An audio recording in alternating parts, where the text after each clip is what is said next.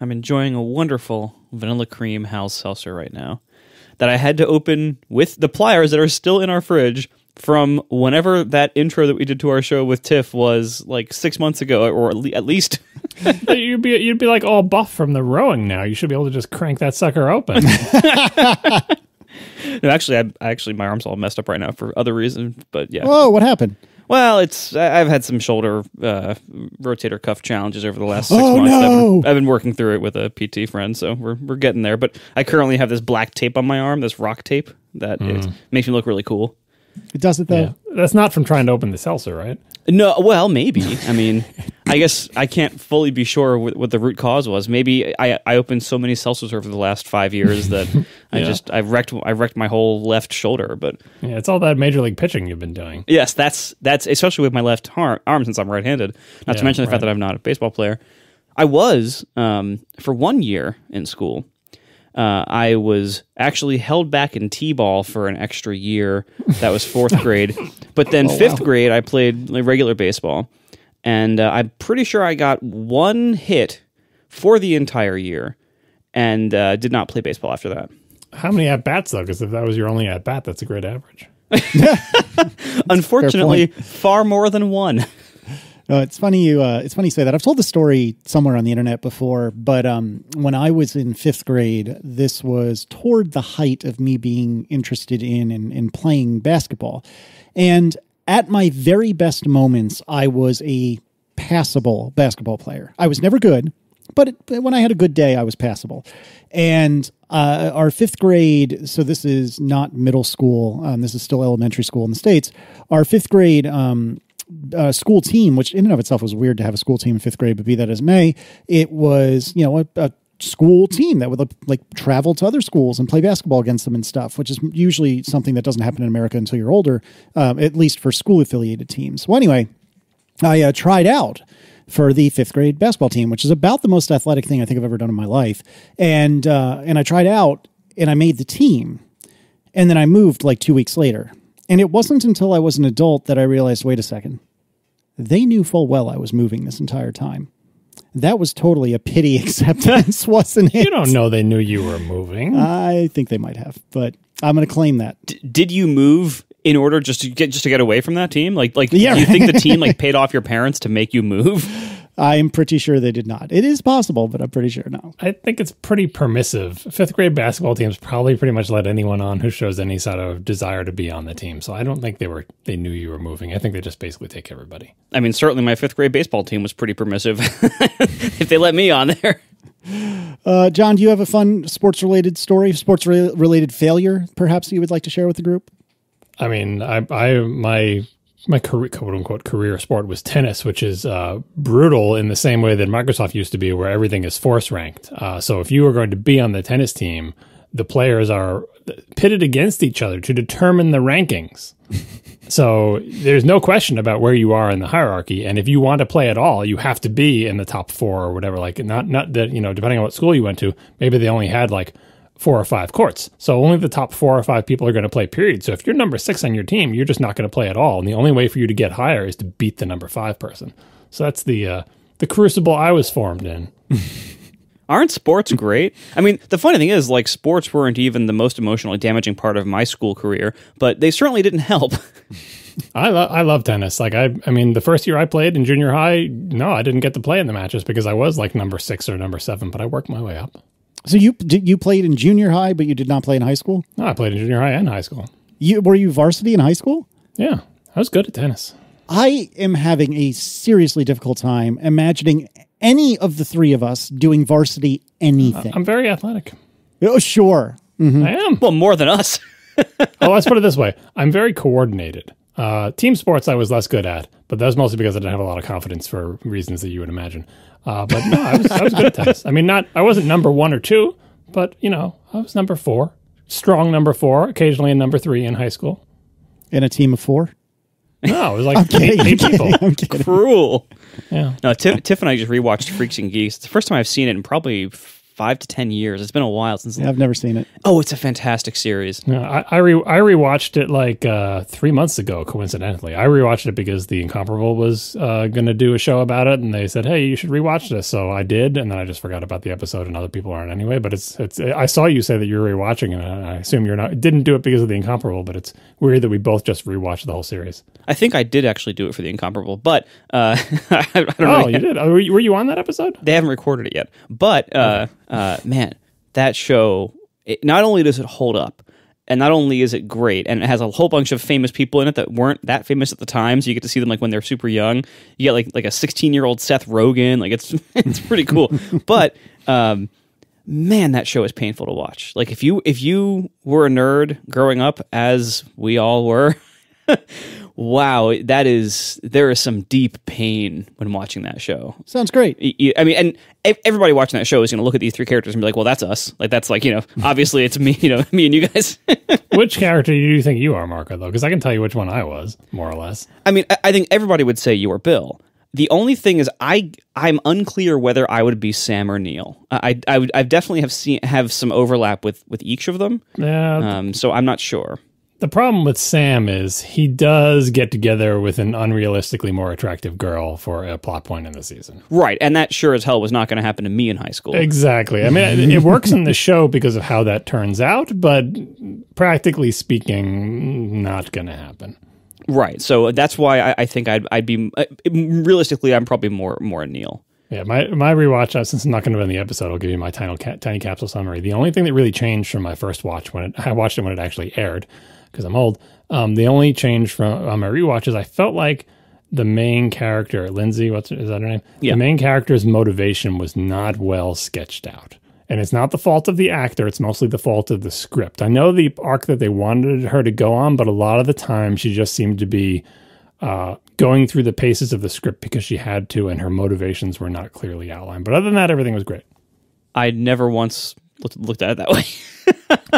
Well, I mean, it depends on who you're identifying with in the show. But like, if you're identifying mostly with her little brother and their friends, then maybe you don't care about that. But she really is the heart of the show. And the problem is a lot of her, like what she does, it's not unmotivated. Like the show says things in it, like here's why she's doing this, but it's never really on the screen. It's just like they'll drop a hint on it here or there, and then she'll just act under the influence of that one hint for 3 episodes. And it's like, what are you really trying to do, Lindsay?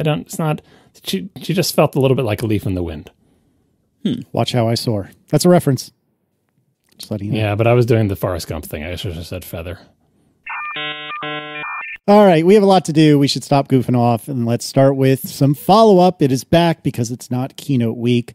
All right, so let's talk about universal control and device arrangement. A lot of us were wondering, when you do this universal control thing, which is like Synergy was/is, where you have one keyboard and mouse attached to one computer, but it's controlling multiple computers, then how does it know if say you have an iPad and an iMac, which side is the iPad on?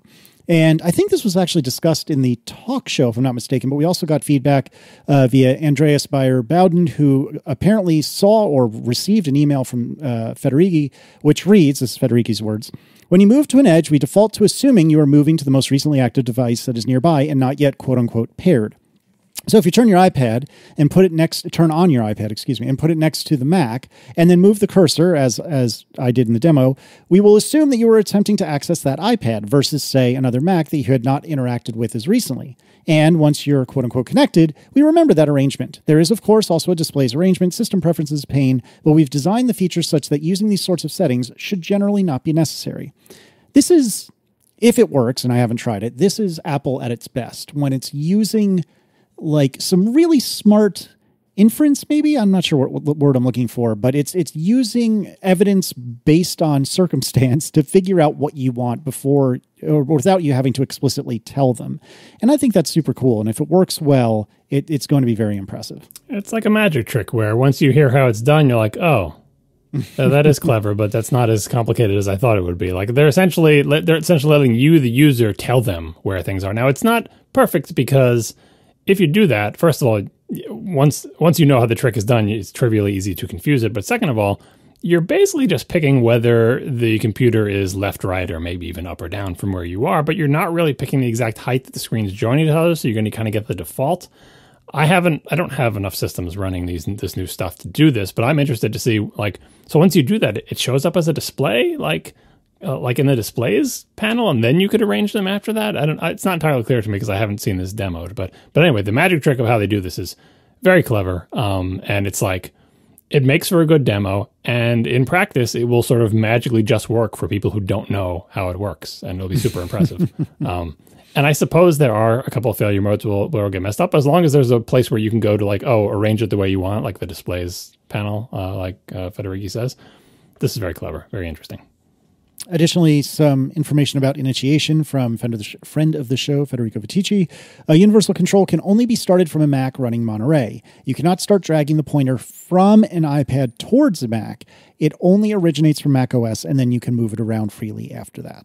This falls into the same category as my snarky tweet during the WWDC keynote, which is, get an iPad. It's a great accessory for your real computer. Oh, because like brutal. Because everything in the keynote was like, from your Mac, here's what the iPad can, help your Mac out in various ways, right? But it was so clear that the Mac was like in charge, and even in universal control, if you're on your Mac, yeah, you can bring your cursor over to your iPad, but you can't take that stinking iPad cursor and bring it over to your Mac. Anyway, maybe this will change one day, and that's mostly just snark, because obviously iPads are incredibly powerful and amazing, and I love them. But it was a change from the norm to see kind of the Mac taking center stage. And we talked about that in the last episode, but I think it's worth reemphasizing the sort of unspoken theme of the keynote, which is that features now come across all of Apple's platforms, because all of the barriers to stopping that from happening have been knocked down one at a time, right? It's the same chip architecture. It's the same framework, Swift UI, we have the Catalyst to bring UIKit onto the Mac. And so all of Apple's resources towards, like, we're going to do a new thing, now they can essentially do a new thing, whatever that new thing is, once, optimize it for their own chips, write it in a framework that they know runs on all their platforms, within reason, obviously. So you're not going to write something that runs on, maybe on the watch too, because it takes Swift UI as well. But anyway, they can literally do one thing and have it everywhere. So almost all of the features that rolled out as part of WWDC are on all the platforms. And that hasn't happened in a very long time. Granted, there's varying degrees of jankiness depending on how mature whatever it is that you're doing. Is it a Catalyst app? Is it a Swift UI app? Both of those things have limitations versus a pure AppKit app on the Mac. But it gets, at least this year, we're not like, oh, well, this feature is available here and here, but either the Mac doesn't have it at all or the Mac has a worse version of it. In general, if they're rolling out something new, it is available and the same everywhere, which is refreshing and a big payoff from the many years of transition that Apple's been going through. Yeah, and I'm sure there are examples of that not being true. Like Center Stage is a great example of that not being true, which actually, quick aside, I had a FaceTime call with somebody with a new iPad that was using Center Stage, and holy smokes, that's super cool. Even on the quote-unquote receiving end, on the viewing end, it was super cool because as the friend of mine that I was speaking with was like walking around a little bit or, gesturing with his arms, it would zoom in or zoom out or pan or what have you in order to keep what was relevant in focus. It was super duper neat.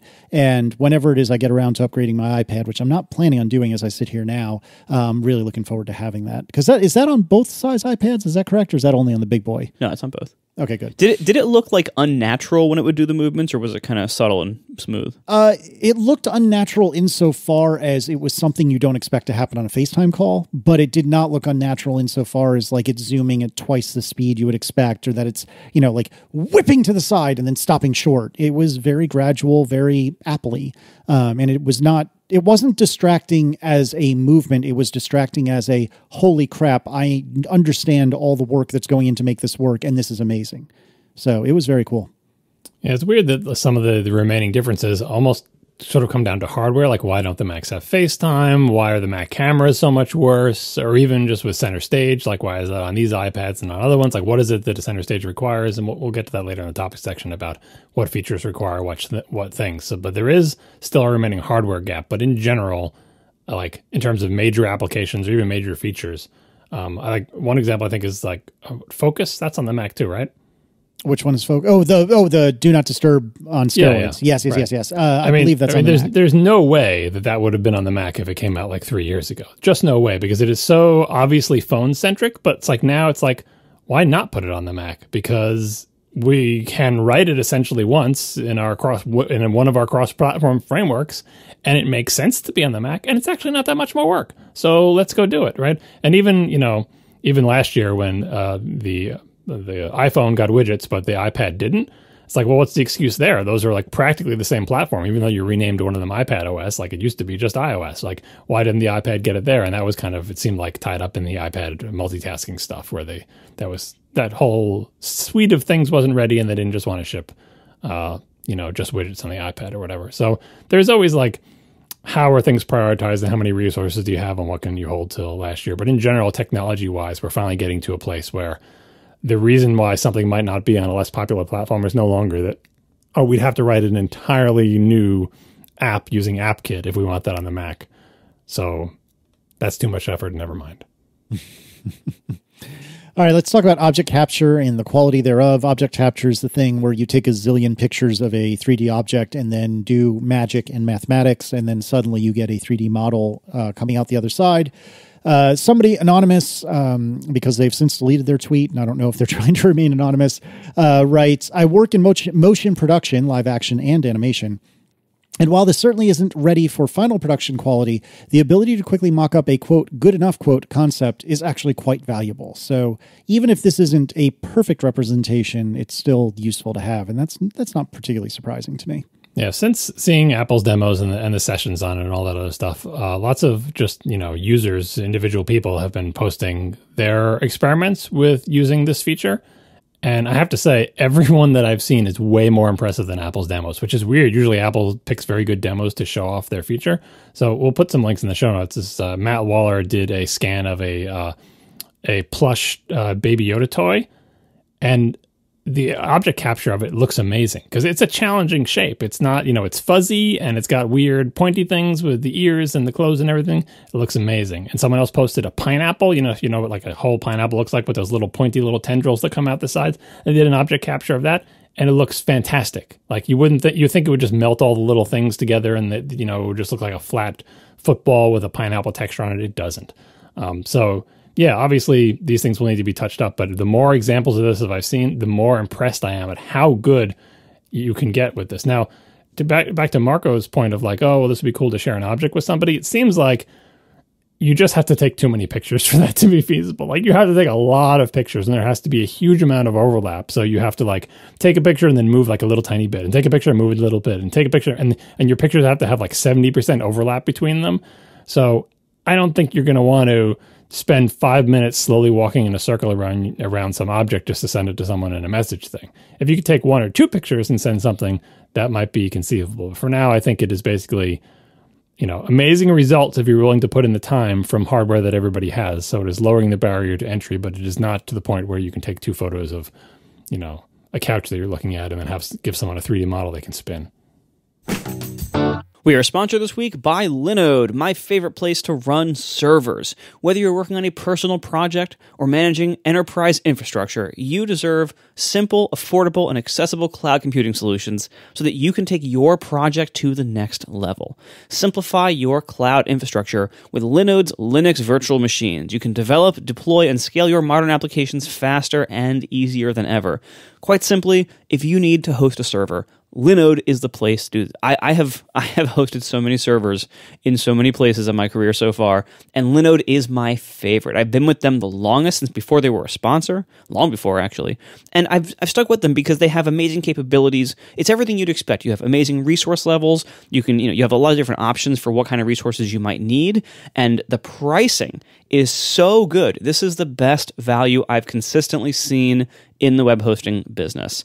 It's amazing what you can do on Linode, starting at just $5 a month. And you can see for yourself with a $100 free credit at linode.com/ATP. If you aren't at your desk, just remember to text ATP to 474747. Once again, text ATP to 474747 for instant access to $100 in free credit. And with this, they have 11 global data centers you can place your servers in, 24/7, 365 human support with no tiers or handoffs, regardless of your plan size.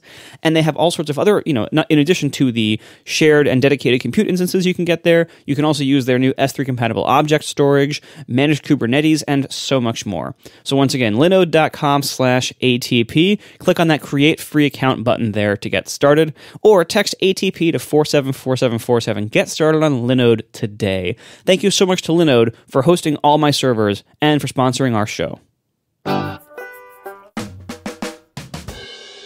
Did you know that in macOS Monterey, what is the live text, the OCR thing that they're doing now, it works on CAPTCHAs too, because why wouldn't it? Which is super neat. That's fantastic. I mean, to be fair, that we'll put a link to someone's video. Like the CAPTCHA they're doing is not one of those challenging ones, but lots of people are posting impressive results of like, oh, live text, like pulled text off of my laptop screen that's viewed at this incredibly oblique angle. In general, humans are impressed when computers can do things that would be difficult for humans to do, but very often they're not difficult for computers to do because, they're just, the strengths and weaknesses are different. But yeah, live text looks pretty good, and it's impressive where it's able to pull text out of. Indeed. I have good news, which I did not even look into myself, to be honest with you, but Jason Ayton writes that the app library in the dock is optional on iPad OS. Though, according to Jason, there's no good reason to turn it off. I actually have left it on so far, and it hasn't bothered me, but I've barely used my iPad since putting the beta on it. So, take that for what you will. Yep, the setting is right next to the other one that I turn off, which is show suggested in recent apps in the dock. I'm not surprised that you turned that off. All right.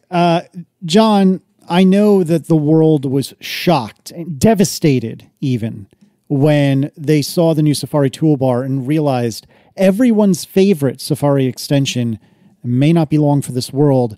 Please, John, tell me the reload button, like a phoenix, rises from the ashes to live again. Yeah, and last episode I thought there is no more toolbar. It's just because they put the tabs up there, right, in Safari 15. There's the tabs and there's some fixed buttons, and that seemed like that was it. And I'm talking about on the Mac right now, not on the phone and not on the iPad.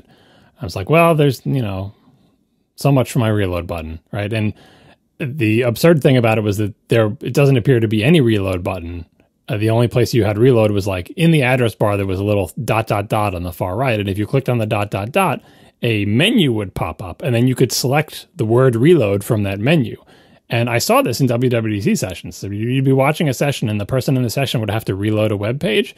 And to make it clear, because it's a video, if they just hit Command R, it wouldn't be clear to the viewer what they're doing. So you have to do something visually on the screen to show that they're reloading. And so in one of these, it was one of the Safari videos, the presenter had to reload a web page multiple times to show changes. And every time they did it, they had to click on the 3 dots, move the mouse down, click reload. Click on the 3 dots, move the mouse down, click reload. And it was so painful to watch. I was like, oh, goodness. We really need to have an always visible reload button. So, of course, I installed Monterey on one of my... Actually, I installed an external hard drive and booted from that because I didn't want to script one of my computers because all the computers in the houses are still used, at least until my kids get out of school. And saw what the deal was. So, first of all, there is still a customizable toolbar. You can custom... And now, you're fighting with the tabs for space, but you can, in fact, customize the part to the left of the tabs and shove as much stuff up there as you want, stealing space from your tabs. When you do the customized toolbar thing and the sheet comes down, reload is not among those choices. So you don't have a choice to put a reload button in your toolbar. And there also is, the reload button that is currently in the address bar in Safari, that's also not there. All you get is the 3 dots from which a menu spawns and you can click reload. The good news is that my Safari reload button extension still works. You can run it on Monterey. It runs just fine. I didn't even need to recompile it or anything. It just works as is. And then you can put a reload button up there. The bad news is, presumably in order to save space, I understand why they did this, because, again, the toolbar is now fighting for space with the tabs because they're all on the same line. They changed the back-forward buttons to be, quote-unquote, smart, so there is no forward button until you've gone back. So instead of it being a back-forward with a less than and a greater than sign, it's just a less than sign. And then if you ever go back, suddenly the greater than sign appears next to it because now you have a place to go forward to, which means that the back forward button, which used to be a pair of things, now changes size depending on if you have someplace to go forward to, which makes everything move around. Like, I understand why they did it to save space, but it just looks not great to me. I don't like when things squirm around, as established in the past show with the squirmy soup of rectangles. And I don't like it when buttons change size in the toolbar. And I just don't think it looks unbalanced. And the other thing this is a minor point, but when you put a button on the toolbar in current Safari or in Safari 15, they make you supply like an image for the button.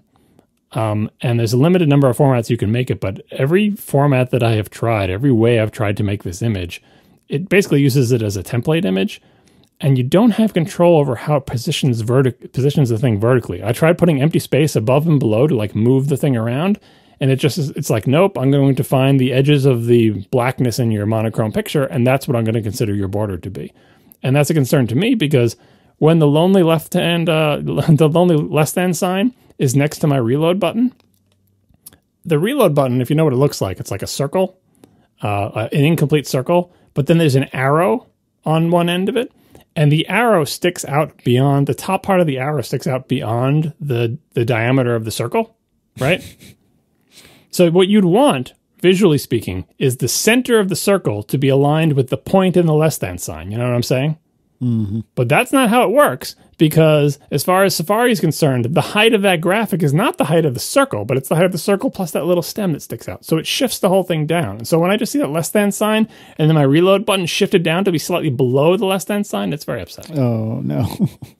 Anyway, I'm still glad to have a reload button. I'm living with it, but I'm still, I spent a long time rebuilding that application with differently sized and shaped buttons to try. The only way I can get it to work is to have a non-transparent background, because then it thinks my image is the size of my image. But of course, if you have a non-transparent background, it looks awful, right? So I'm sorry. Can we play this back? The same man who has superhuman hearing when it comes to extraordinarily small and quiet fans, and will do anything to get fans out of his house, is the same person who can't just hit Command R to reload a tab and must have an offset icon on the toolbar. Don't make me tap the sign, Casey. Yes, I know Command R exists. I tried to preempt that in my tweet about it. I have to put it in the same tweet, because if you put it in a follow-up tweet, no one will ever see it. That's true. Yes, I know Command R exists. Sometimes I'm using the mouse. Sometimes the mouse is near there. Sometimes I like to click on mouse buttons. Like the GUI exists in addition to yes, I know about Command R. I absolutely know about it, and I do use it. But sometimes I also click the button.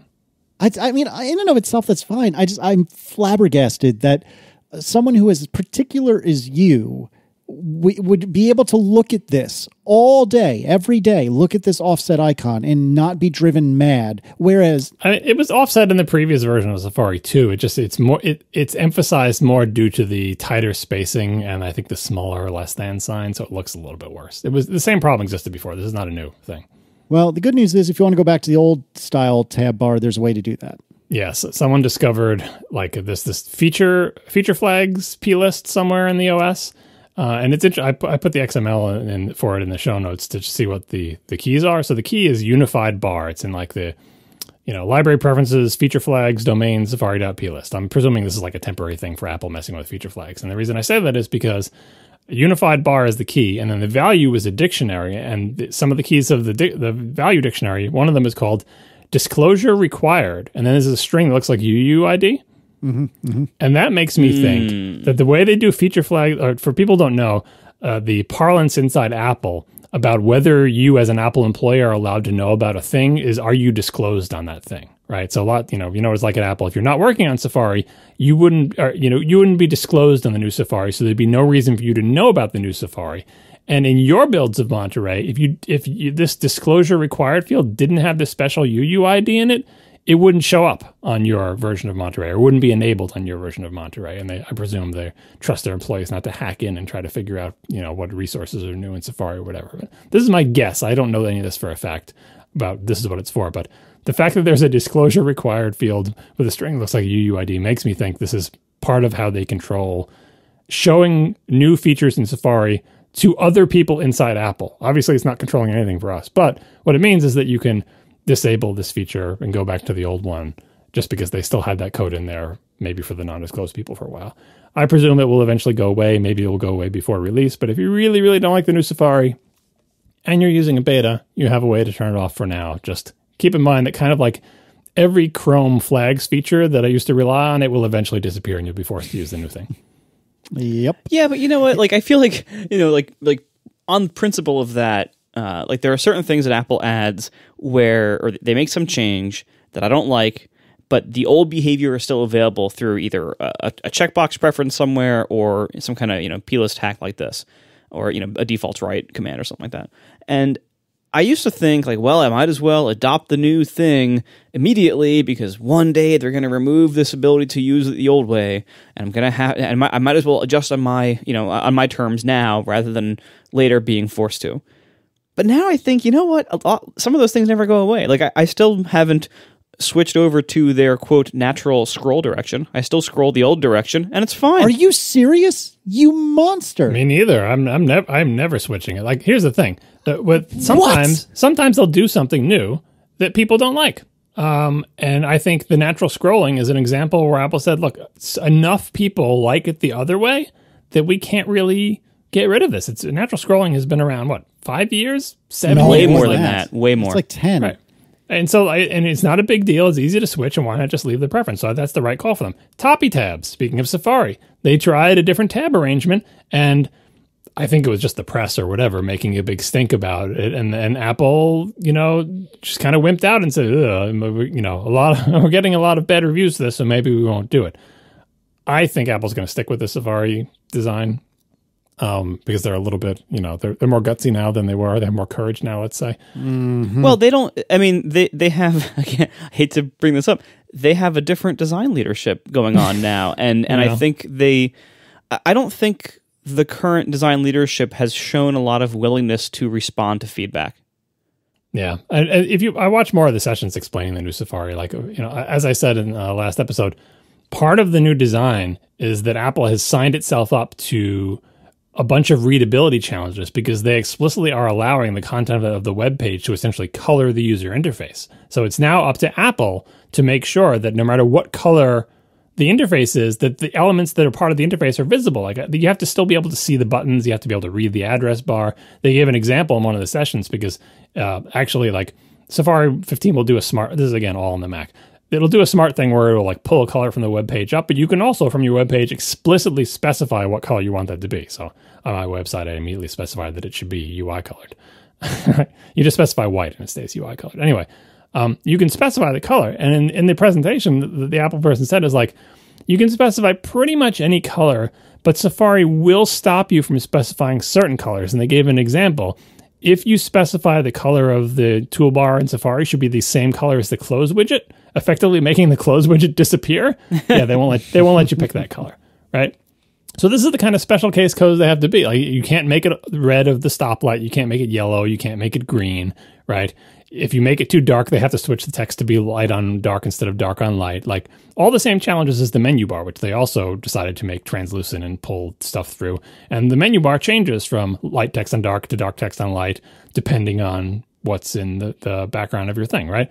So now they've signed up for that challenge on a per web page basis because you can change that color not just per site, but per page. And it's kind of fun that, kind of fun design element where you can make and you can also do it in light mode and dark mode, right? You can do lots of fun things. But as Marco said last episode, sometimes the content people care about is in fact their tabs and not the web page, or at least on equal footing that they care about the tabs and the web page. And tying the two together in sort of a unified design thing may not be what people want. Like sometimes you do want a clear separation between here is the Chrome of my application, which doesn't change colors or shape or wiggle around or do any weird stuff and is always readable. And then here is the content of the web page. And Apple, their current design direction is minimize that bar, make it as small as possible, put everything on one line so they all have to fight for each other for the same amount of horizontal space. They even had a thing where they're saying like, oh, make sure your page titles are short and put the important stuff up front, which is a general good practice for web design, period. But the reason it's even more pressing in Safari 15 is, guess what? Your tabs have even less space for a given window size because they're fighting with the toolbar. So I used it a little bit. It's not terrible. I will eventually get used to it probably, but it's a design choice that I wouldn't have made. And I sincerely hope that websites don't adopt the thing where you can colorize that top toolbar thing because that's not really what I want. And by the way, not that it really matters because If you don't want that, speaking of options, there is an option in Safari's preferences to say, hey, don't let websites do that. Just like, I forget what it's called. They should have put a screenshot in it. But there's a checkbox that says, even if a website says that the top bar should be black, just ignore that. And then we'll just keep the top bar the same color all the time. I feel like we keep relearning this lesson in our industry. Like we keep unlearning and then having to relearn. You know, we shouldn't allow arbitrary colors and things from user content or web content to be under and behind and through the UI because it causes problems in lots of edge cases, and not even edge cases, lots of just common cases. And, you know, we had like Windows Vista forever ago with its translucent everything. We have, you know, we've had the history of translucent backgrounds and sidebars and toolbars and everything in macOS and in Windows and everything else. Like, and we keep relearning this lesson over and over again. Oh, it actually is better to have the Chrome of the interface be mostly or entirely opaque because it actually improves legibility of critical interface elements. And like, when are we going to finally stop fighting this fight? We keep unlearning it. Like every 2 years, somewhere new, we have to fight this fight again. Well, to Apple's credit, they have gotten, over the many years, way, way better at this than they used to be. If you just go look through the history of macOS 10 reviews from 10.0 on, it was one of my first complaints. And if you watch as the years went on, Apple, you're right that Apple keeps going back to that well, because they want it. They want it so bad. And every time they do it, they do a better job. Even the menu bar, whatever OS released, was a Catalina or whatever, when they first rolled out the current menu bar thing, the first few iterations of that in the beta, I mean, I filed bugs on it myself, and people had screenshots of it, like, look at this menu bar, it's totally unreadable. And they made adjustments. Essentially, like, Apple has become an expert at figuring out how to solve this specific design problem, mostly because they keep signing themselves up for it. The sidebars, the menu bar, the Safari toolbar, they're way better at it. Like, it's rare that you get a case that is completely unreadable like it used to be. It's just, it is a challenge, and it's kind of a war of choice, right? And so it's clear that someone somewhere, or groups of someones over the past decade or more inside Apple, really want this. They want, like, your desktop image to color your windows and have the personality come through. Like, I understand why aesthetically it's a desirable thing, but it's, you know, it is a difficult problem. But Apple's really good at it now. And also, they give you lots of checkboxes to turn it off. So, window tinting, that's a checkbox in general preferences that I assume is just going to stay there. Sidebar tinting was also a checkbox thing, like not just a plist thing, but like they actually have GUI to turn this off. And in Safari, same deal, a checkbox to turn it off. The default is all that crap to be on. And a lot of times people aren't going to find those checkboxes. So if you see someone complaining about their computer being hard to read, and you just go through those preferences and check, the people will be like, oh, why wasn't it like this to begin with? Which is, to Marco's point, why maybe that brass ring that you're going after maybe isn't really worth pursuing, because what are you even doing? It's probably worse for most people. But I will give Apple credit for doggedly pursuing this stupid goal and being probably the best in the industry at doing it, even though the result is still probably worse than just having everything be a normal color and be readable. I'm sorry, I'm still stuck on you two monsters not using natural scrolling. I am the middle child of this podcast. I am the middle child of this podcast by birth date, but I am easily 30 years younger than both of you. No, natural scrolling is not an old, young thing. I'm surprised that Marco doesn't use it, because he uses a trackpad now. Natural scrolling doesn't make sense if you still use a mouse wheel, which I do. If you use a trackpad, I can understand why people like natural scrolling.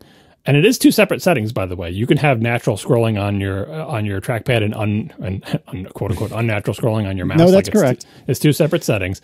But yeah, the reason I think they leave that checkbox there is there are enough people that will just never get used to it. Enough people probably inside Apple who are just like, just leave the checkbox. It's no skin off your back. It's really easy to do. It's just like some negative number flipped somewhere in some code. Just, yeah.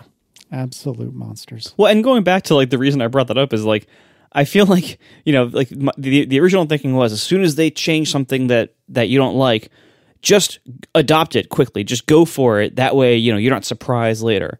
Well, I've recently decided, you know what? I'll be surprised later. That's fine. Like, if they give me an option to turn Safari, like if this option that was discovered in this plist thing, like if this sticks around, or if there ever is an exposed GUI option to turn Safari back to the way all web browsers have looked forever, you know what? I'll use it, because I want my tabs to have the full width of the window to expand into their tab list, because so often I have enough tabs in one window that they start collapsing the little text down and become icon only, and that's worse. And so I try to then keep the number down because I like being able to see part of the title of the text, because that's useful UI. And if the tabs end up having like 2/3 or half of the space they had before total, that's going to significantly impede the usability of this browser. And so if there's some setting to just change it back, then fine, I want that setting. And if they take it away in 5 years, fine, I'll reevaluate then. But until then, I might as well enjoy it the good way. I mean, but in this specific case, the quote-unquote setting isn't even like a plist in the Safari plist. It is like disclosure required in the feature flags plist. And I really wonder how long that's going to stay around or be functional. Yeah, I mean, honestly, that probably won't even make it through the beta. But if it does, and I hope it does, I will probably end up using it that way. Now, the real question is, can you somehow hack the iOS Safari to not suck as much as it does right now in the beta? I don't know about that. Yeah, I haven't. I've mostly just been messing with the Mac ones, but I am curious to see what the iOS ones are like. In principle, I feel better about the iOS changes, but I will have to try them. Yeah, and I should clarify, iPad's not too bad. I don't love the iPad version, but it's not as bad. The iPhone version is what's not. Strong disagree with you there. iPad is mediocre at best, and iOS I actually think is very good. I like having the address bar down at the bottom, so you can use it as like a second home indicator, affordance, whatever you call that thing. Oh, speaking of the address bar on the bottom, that's another one of the focuses of one of the sessions, right? So you've got the address bar on the bottom, but if you think about it, if you scroll, like the address bar like collapses to that smaller version, right, and then moves up to be floating right to the bigger version, and when it moves up like that, it can possibly block what is at the bottom of the web page, depending on how you scroll, right? And so they have special, there are settings in CSS that you can do to make it aware of when that button appears, so your web page will scoot up out of the way of the UI. And it's like, oh, come on, Apple. Like, it works. You can do it, but it's like, it's adding work for web developers that basically no one's going to do except for people like me who have nothing better to do, right? Because who's going to make a change that only, maybe mobile Safari is so popular that they'll make the change anyway, right? But it's like, the UI of your web browser makes me have to change my website to accommodate for it. That is the backwards. It should not be that way. It should be the other way. Like, however my website is, your browser should accommodate, because my website is the show and your browser is supposed to be the Chrome. Oh my God. Well, and also, like, they never actually, like, that's wonderful wishful thinking that the entire web's going to somehow make this work. The reality is, like, we've seen for how long? Over a decade as iPhone users, that, whenever you see a web view or a web page that opens up and they've put something in the bottom 44 points of the viewport, and you just can't tap it, because if you try to tap it, the toolbar comes up, right? This has been a problem forever. You can't rely on the entire internet to update all of their designs for all of time to work around some of these UI hacks that Apple puts in every iPhone. A lot of web developers will do it right, but even if 95% of the web pages you visit do it right, that 5% is going to really bother you. And so to add even more like little custom Safari behaviors that interfere with web content in order to have the web content like flow around the background of a toolbar doesn't seem not only worth it, but also it just doesn't seem pragmatic. I think that's going to break even more pages than the previous thing did. And again, I keep asking, for what? Like, I don't mind the concept of having the toolbar at the bottom. Like, I think that's an interesting thing to explore. There are some challenges there, but given how phones are really big and everything, that's an interesting thing to explore, I think, for the UI. But the way they implemented this bottom toolbar with those two different modes and the giant drop shadow around the large mode of the address bar and burying everything, it's just, I feel like this is like version 0.2 of this design that shouldn't have made it out of the lab and needs some more iteration, a lot more iteration. They did this with the hardware too, if you remember. This was also in the same session where they reminded people of a thing that's been there for years now, which is when they added the notch to the iPhone, a hardware feature. Now, if you're looking at a web page and you rotate it and you turn it into landscape view, you can't really have the web page getting stuck under the notch. So what they do is say, okay, well, now when you rotate it into landscape, the actual edge of the Safari quote unquote window is it's clear of the notch, right? But then sometimes it looks weird because now it looks like you're not using the full width of the screen, right? So there is a feature, again, in Safari with CSS where this is a basic CSS feature, right? To say what is a safe area insets or whatever. But there's a viewport directive that you can use to make it so that your background extends into the notch while keeping your content clear of the notch, right?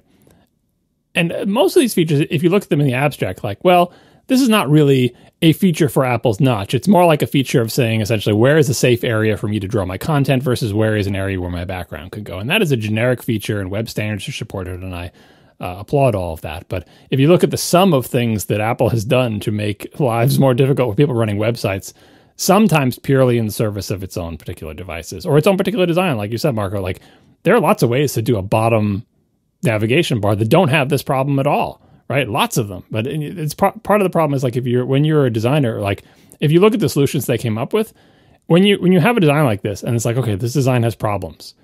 When you solve those problems, quote unquote, solve those problems by like, oh, here's how we can do this with an existing CSS standard and some directives, and you just do this on the web page and blah blah blah, and then we can make a WWDC session about it and explain to people how to do it. You feel good that you've solved those problems because you have done a clever thing. You had some problems and you solved them. But you also made the problems. Like the problems are there because of the design that you picked. And so while it feels good to solve those problems, and it's cool when you can come up with a generic mechanism to solve them that it doesn't just solve your problem, but solves this entire class of problems, you still think, well, if you just did a normal bottom toolbar, that might have been better. Now, there's trade-offs for a regular bottom toolbar, too, because it wouldn't be as high and as big. Like, I understand, it's a little muddy, and we'll all live with this thing for a while and see how it is, and maybe we'll never be able to go back to the old one where you had to reach way up to the top of the phone to do anything. But it's weird.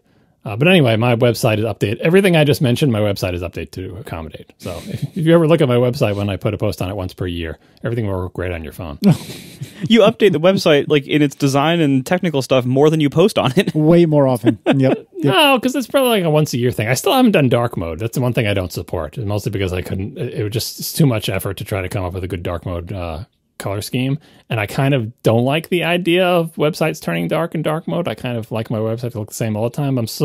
I'm sorry for blinding everybody in dark mode. Oh my God. I have never been in opposition with you two more than I have tonight. But you both have had a string of impressively wrong opinions this entire episode. I don't know what to do with myself. Do you run in dark mode? I don't. I run dark mode when it's dark outside. I don't run it all the time, but oh no, that's the worst. I don't like my things to change like that. Like I know people, I understand people are into it, but like I run it on the phone, but not on a Mac. You run it all the time on the phone? No, I on the phone I do auto switching. Okay, but on everything else I'm light all the time. Maybe when you get older and start losing your night vision, you'll like dark mode less. But I feel bad. I should come up with a good dark mode. But actually, coming up with a good dark mode color scheme is much harder than you think it is. Apple does an amazing job of this. A lot of their dark mode color schemes are fantastic, and it's like you really have to like understand color theory, because if you like take the eyedropper and sample the colors, you're like, that's the color they're using. It looks awful. But then you look at it in the UI, like, oh, it looks right. It's the same way that if you, all the optical illusions, if you like have a piece of paper that covers up the whole picture except the one little square where the color is, the color looks nothing like you thought, because that's how our perception of color works. So anyway, coming up with a good dark mode color scheme is difficult. If I could come up with a good one for my website, I would probably put in a dark mode just to satisfy people, but I personally don't use it.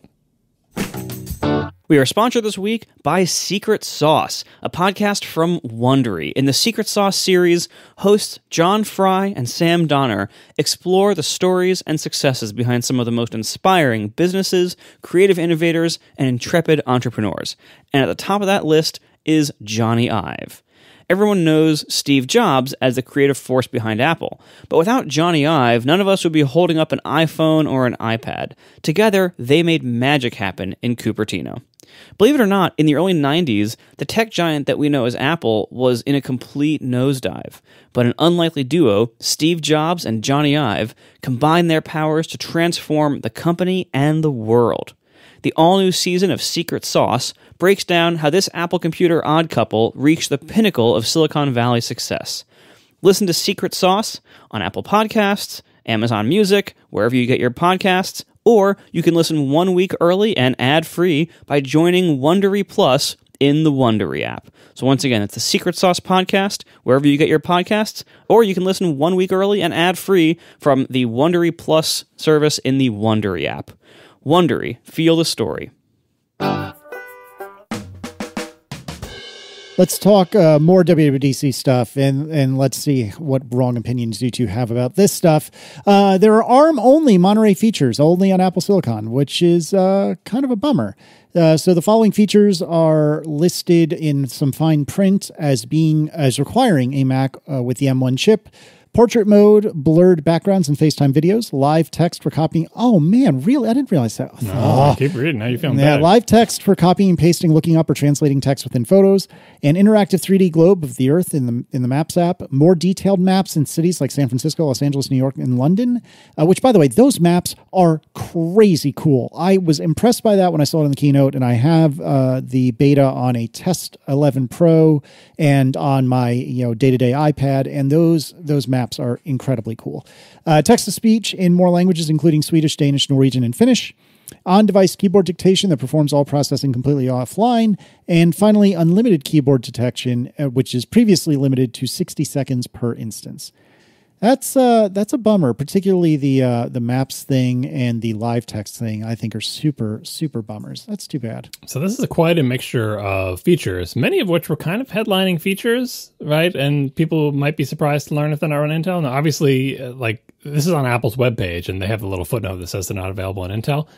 Maybe that will change before release. But it's not like this is just how it is in the beta and we can guess. They did put it on a web page. Like it's apple.com/macOS/Monterey-preview. So it's on a public web page where they're saying, hey, if you got an Intel Mac, don't expect this. Some of the features have a plausible, if still frustrating, explanation, right? The portrait mode blurring, FaceTime video, whatever, right? That features that were developed for iOS devices and for the neural engine on the ARM chip and all that stuff, yes, they could rewrite it so it worked on Intel. But at this point in Apple's transition to ARM, how much effort do you think Apple wants to spend rewriting something for Intel, to be GPU powered or to use, Intel's, SIMD instructions or whatever, right? There's lots of ways you could do this. It's not like Intel Macs are quote unquote incapable of it. The neural engine is pretty amazing though, but still, you could do it on Intel Macs. But Apple doesn't want to have to invest time in writing that. And like a lot of the frameworks that they use to do it, are probably, Apple neural engine frameworks, because this feature was building on work that was done when this was only ever going to ship on something with the neural engine and all that. So it's disappointing. It's not actually a technical barrier, but you can understand why Apple wouldn't want to invest the time to make an Intel version just as they're flushing the rest of the Intel Macs down the toilet, right? So sad, but understandable. Some other ones, though, you're like, does this require anything having to do with the ARM, with ARM Apple system on chips, or is it just that they had finished working code that works in ARM and they didn't even bother even recompiling it and dealing with the issues? And one example of that is the app globes view. Apparently, there's a way to re-enable that feature with a debug flag, and it works just fine on Intel Macs. So maybe it has bugs on Intel. Maybe they didn't want to test it on Intel, but it all kind of gets into the corporate horse trading of what is Apple deciding to spend its time on? And it seems like any time spent on things just for Intel Macs is kind of below the line, as we say in the business, for Apple these days.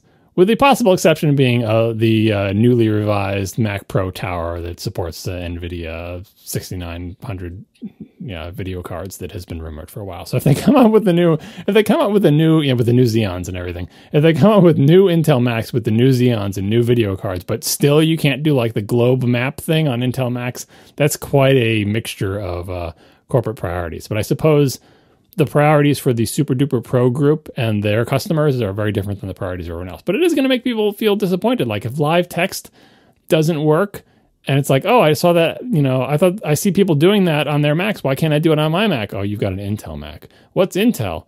People don't know why they can't do it. It just seems like a shame. Granted, everyone should have ARM Macs, but Apple's not going to give everyone one of those for free. So I really hope that Apple kind of changes its mind on at least a few of these and puts in the work to make an Intel version of these features, because I don't think it would be that much work. And even though Apple's not going to be selling Intel Macs pretty soon, people can have them for a long time. It is kind of funny to think back when we were all in middle school, when we'd be talking, oh yeah, do you play the latest, Doom or whatever?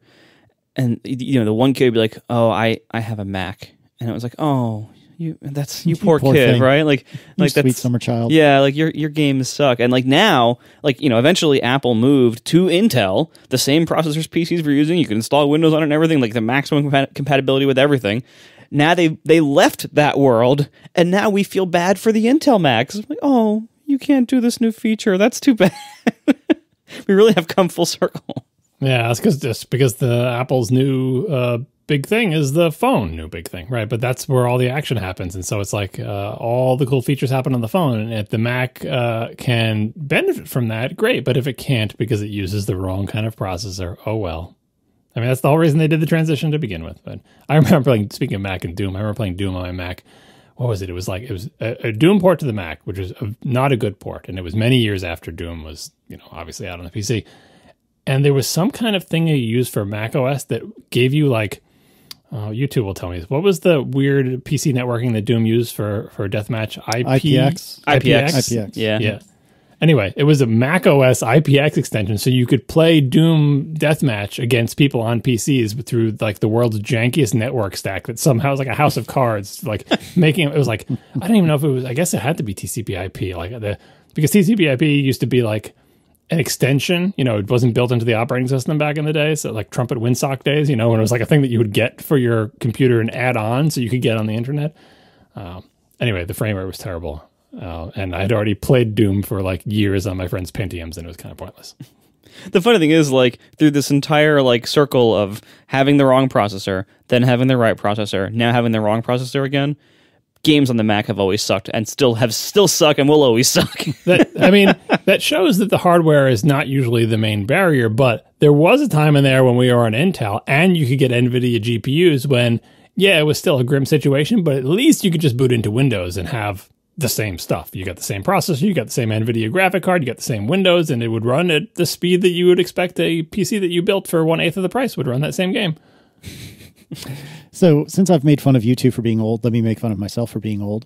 I remember vividly having friends bring their like mini tower-to-tower computers and their 8,000-pound CRTs to my house to have a sleepover and a quote-unquote LAN party. But this was during the days of DOS, and so it wasn't a LAN party. It was instead like two computers would connect to each other with what you would think is a serial cable, but oh, no. Do you remember what it's called, Marco? A null modem cable? Mm-hmm. With a null modem cable. And so you could play against each other because there was no, like, any sort of networking at that point. That was, I mean, I'm sure it existed, but it wasn't on DOS or anything like that. And then fast forward a little while, and a lot of these games on DOS, like Doom, for example, supported the aforementioned IPX networking, which I don't know where or how that ever existed for real, but apparently it was a thing somewhere. But, and I've talked about this several times on the show over the last few years, but I remember getting a piece of software called Kali, Kali, and I'll put a link in the show notes. That was huge. Yeah, and so what it would do is it would emulate an IPX network, like a local IPX network, but it rode on top of the internet, on top of TCP/IP. So it was like a combination of this like network facade as well as a like game match system. And I'm sure there's a better term for that with kids these days, but I don't know, that's what I called it at the time. And so you could find like, and I remember playing Descent with this all the time, but you would figure out on the internet a group of people to play Descent, and you would find these rooms in Kali, and then you would connect, and then it would fake out the IPX network so you could all play each other. And this was applicable to many different DOS games and in Windows as well at the time. And it was amazing. And it was shareware. And I remember I like asked Dad if I could have his credit card to spend like $20 one time to have a license in perpetuity, which I don't have that information anymore, but I guess if I wanted to download Kali again, I think it's still valid. But anyways, it was just amazing. And it's so wild how far we've come from bringing these exceedingly heavy computers and extremely heavy monitors upstairs to my house, where we had these null modem cables where we would sit and eat too many Doritos and play games against each other. See also when we would play point to point via modems. So you would have your modem call the other person's modem, and you could play point to point in a local area against each other. It was so barbaric, but at the time it was the coolest thing in the entire world, and it was a miracle that we could get it to work. And golly, now it's like it's thinking about that. It's so ancient and preposterous. Technology, man. Yeah, even though I had Macs during all this time and never owned a PC, everything you've listed, I've done. no modem cables, Kali, because I didn't have a PC doesn't mean I wasn't around people who had them. So I was there as technical help to do what Marcos described, to spend the first hour and a half just trying to get everyone to get the map and get everything set up and get the connections to work, or get us to like call on the phone and say, hey, we're going to call you now. Okay, hang up. All right, hang on. And then have to do the modem thing. Oh, it was a nightmare. Oh. I miss those days. Like, I don't really want to go back to these days, but I do miss those days quite a bit. And Marco, you did a fair number of like honest to goodness LAN parties in your day, didn't you? Yeah, actually, because like we had like in our little group of friends, we had 3 of us had some concept of a home network. Like Ethernet wiring running somewhere with multiple computers, but mostly it was us bringing our giant tower computers and giant heavy CRT monitors to each other's houses and plugging in somehow to some kind of Ethernet situation. I mean, these days it's so much easier because these days most kids have laptops instead of desktops. So even if your gaming performance on a laptop would be inferior to desktop performance, it would still be far more useful for like bringing to your friend's house and playing together. Not to mention the fact that Wi-Fi exists, which back then it was just barely starting to come out, and none of us had it. We had so much fun though. Like to go from not being able to play computer games, with each other in the same room, to the first time we experienced that was such an upgrade in fun and in coolness. Like I still remember those early games. I mean, the very first one we played was Doom.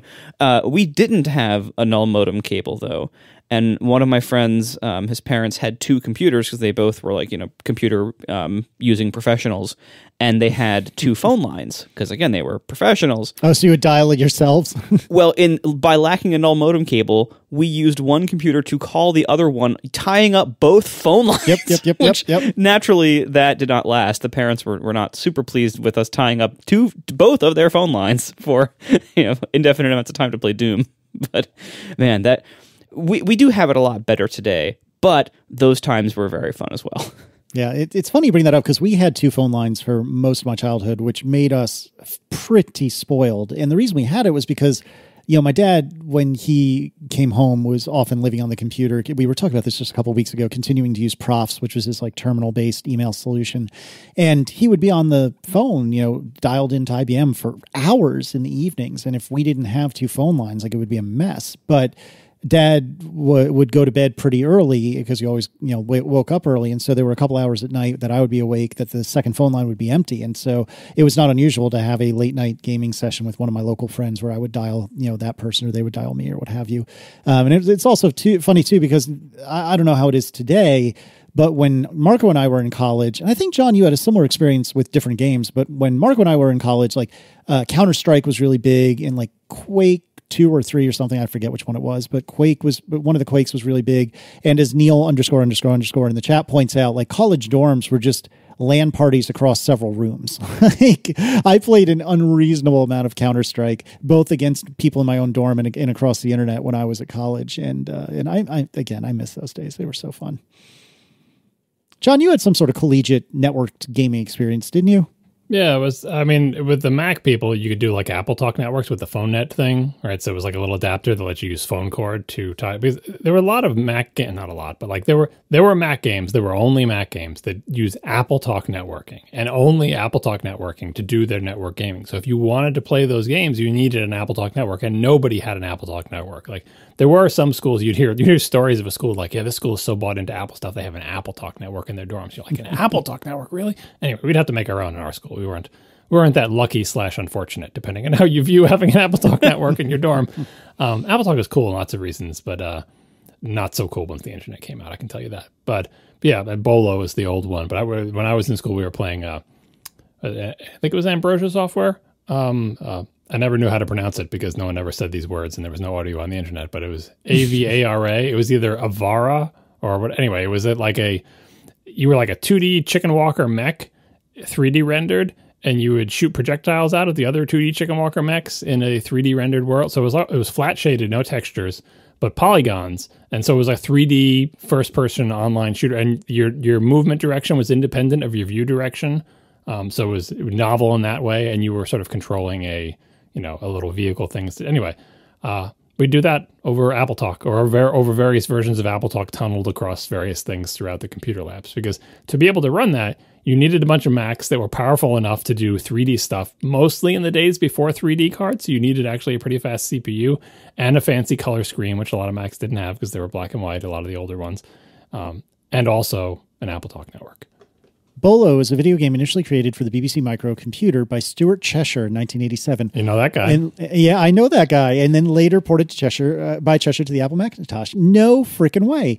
So Stuart works at Apple now and is Mr. Discovery. Well, not Discovery D. What's the MDNS responder? ZeroConf Rendezvous. Yep.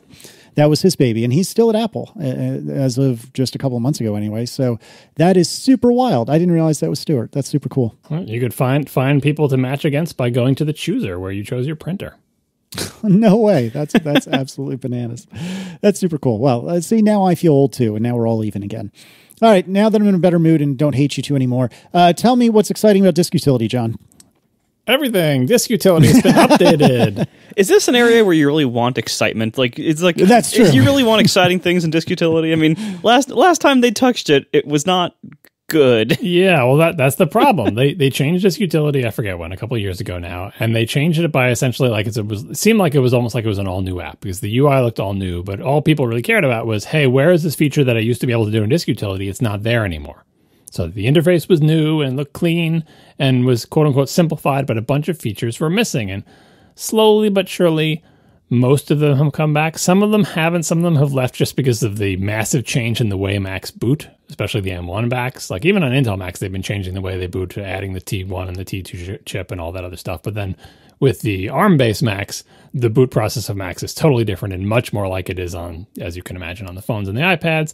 And that impacts what you can and can't do with disk utility. And of course, APFS came out, which changes everything about the file system and how it works. And for a while, disk utility didn't have the features they couldn't do all the things that APFS could do. So you'd have to do them from the command line. And it's been a long time coming. But anyway, disk utility is getting more and more features. And this year, finally, in Monterey, if you open up disk utility and select in the sidebar one of your APFS volumes, you will see at the bottom a new little section of the UI that shows you, ta-da, all your snapshots. And not only does it show you your snapshots, but you can add and remove snapshots from a GUI. Hey, imagine that. You don't have to use TMUtil anymore. And it also has a bunch of columns. You can customize the columns and show more of them. But some of the columns that are included are something called tide mark and private size and size. And if you mouse over these things and get help about them, little tooltip will explain what they mean. This is trying mightily to explain how much extra space is taken up by this snapshot. If I deleted this snapshot, how much space would I get back? And it has to do with, well, what is the delta from this snapshot to the previous one? And what is the tide mark of the largest allocation byte, used by this snapshot? The definitions are complicated and it's not particularly clarifying to the average person. But if you really want to know some more details, now there is an actual GUI to show you information about snapshots. I hope people don't send other people here to say, hey, if you can't install my software, open disk utility, go down to the snapshot, select everything, and hit the minus button.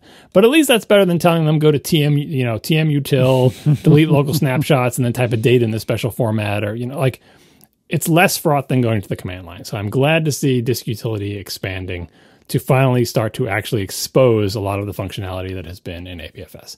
Now, if only the Finder could do a better job of telling us how much space is really free on our disks, we'd be making some progress. Baby steps. Imagine that. So when there seemed to be a convergence of macOS and iOS, a lot of Mac fans, including me, got really nervous because it seemed like bad things could come here. Here be the dragons. But there are some things that seem really cool that have been integrated or brought from iOS to macOS. And here's one of them. Apparently, macOS Monterey allows you to erase a Mac without needing to reinstall the operating system. That is super cool. Seemingly in system preferences, there's an option to erase all user data and user-installed apps from the system while maintaining the operating system currently installed. Because the storage is always encrypted on Mac systems with Apple Silicon on the T2 chip, the system is instantly and securely erased by destroying the encryption keys. Very cool. So this was many years in coming because, like, if you remember the path the Mac has traveled, first it was just like a Mac and you had a boot disk and everything was on. And if you erased the disk, everything was gone. And then they put the operating system on a separate partition. And then they said the operating system is on a separate partition, it's read-only. And then they said the operating system is on a separate partition, it's read-only, and actually you're booted from a snapshot that's cryptographically signed. And at that point, you basically have parity with iOS, which, and this is what Apple says on their webpage, the phrase they use is a phrase that should be familiar to iOS users, people who are familiar with iPhones or iPads: erase all content and settings. That's been an option on our phones forever. You know, oh, if I want to like get rid of my stuff on the phone, say I want to give this phone a hand-me-down to my kid, I want my stuff to be off it, you just do erase all content and settings. And what that would be doing on your iOS device is essentially throwing away the encryption key for the user data section of the storage. You didn't have to reinstall the operating system because on iOS the operating system was sealed off somewhere else, and now the Macs are like that too, and now you get the advantage. Now you can essentially wipe your Mac just as fast as you can wipe your phone. Extremely cool stuff. All right, John, tell me about iCloud Private Relay and how this all works. This, I think when we talked about it in the keynote episode, it was like, oh, this seems like kind of like a VPN, but it's subtly different than that. There's been a lot of articles about this, but I think it was worth touching on briefly. We'll put a link to Jason Snell's article where he explains it well. So to recap what a VPN is, a VPN is like when you can, and you can have a VPN for subsets of the network or the whole network, but essentially we're going to tunnel your traffic over this secure connection through some servers that we control. Lots of people's workplaces use them. So, you know, you can tunnel into your work's internal network. Normally, all of your internal work stuff would be completely invisible because they use internal IP addresses that are not publicly routable. But hey, if you get on the VPN, it will make a little secure tunnel with your authentication credentials so that on your home, from your home network, when you're working from home for a year because of COVID, you can actually get on your work's internal network. That's what a VPN does. And like I said, a VPN, you can say, okay, every piece of traffic that goes to and from my Mac over the network goes through the VPN, or you can have, say, only for this subset of addresses go through the VPN. You have some flexibility, but that's what a VPN is. People use VPNs for non-work purposes to essentially disguise where they're coming from. Disguise, you know, who they are, where they're coming from. Because from the perspective, once you go through the VPN is the thing connecting to the rest of the internet. And the rest of the internet thinks, I'm getting a connection from whatever this VPN is, but they don't know who you are as part of the encryption. So you can make it seem like you live somewhere where you don't. If you go through a VPN that's in a different country, as far as the servers that you're connecting to are concerned, it looks like you're coming from that country and not where you really are, so on and so forth. iCloud Private Relay is not a VPN, but it's aimed at trying to preserve your privacy while you browse the web. So here's the description of how it works. Instead of just a VPN, which is this essentially one single proxy that you go through, iCloud Private Relay uses two separate parts here. One called an ingress proxy and the one called the egress proxy. So the ingress proxy is managed by Apple. And that's the thing that hides your IP address. So you connect to the ingress proxy, and the ingress proxy sees your IP address because you're connecting to it. There's no way, unfortunately, if you're not on a VPN, there's no way to avoid that. The ingress proxy sees your IP address. But the ingress proxy doesn't see what you're trying to connect to because that has been encrypted on your Mac and sent over the wire. So the ingress proxy says, okay, well, I know this person's IP address, and then I have this encrypted packet that says where they're getting to, but I don't know what's in that. And then it passes this information on to the egress proxy. But when it connects to the egress proxy says, who's connecting to me? And it sees the IP address of the ingress proxy because that is who is connecting to it. So as far as the egress proxy is concerned, oh, I'm getting a connection from Apple's, ingress server, right? Oh, and by the way, here's the content. It's this encrypted packet of telling me where I'm supposed to go. Now, apparently, somehow, in a way that hasn't been explained anywhere that I've seen, the egress proxy has the keys to decrypt the place where you're trying to get to.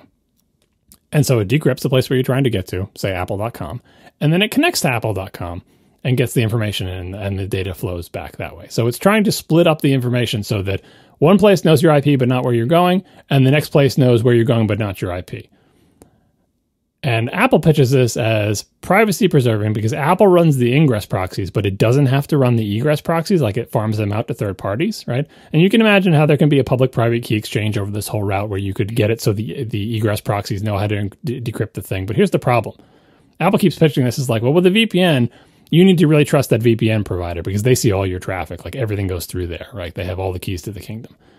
And in this thing, you don't need to trust anybody because Apple knows one thing and doesn't know the other, and the third party knows the other thing and doesn't know. But the problem is you have to trust Apple. Like in the end, with all this stuff, you have to trust Apple because Apple is the one telling us that, oh yeah, on your Mac, we'll encrypt the where you're trying to get to. And then we'll send it along.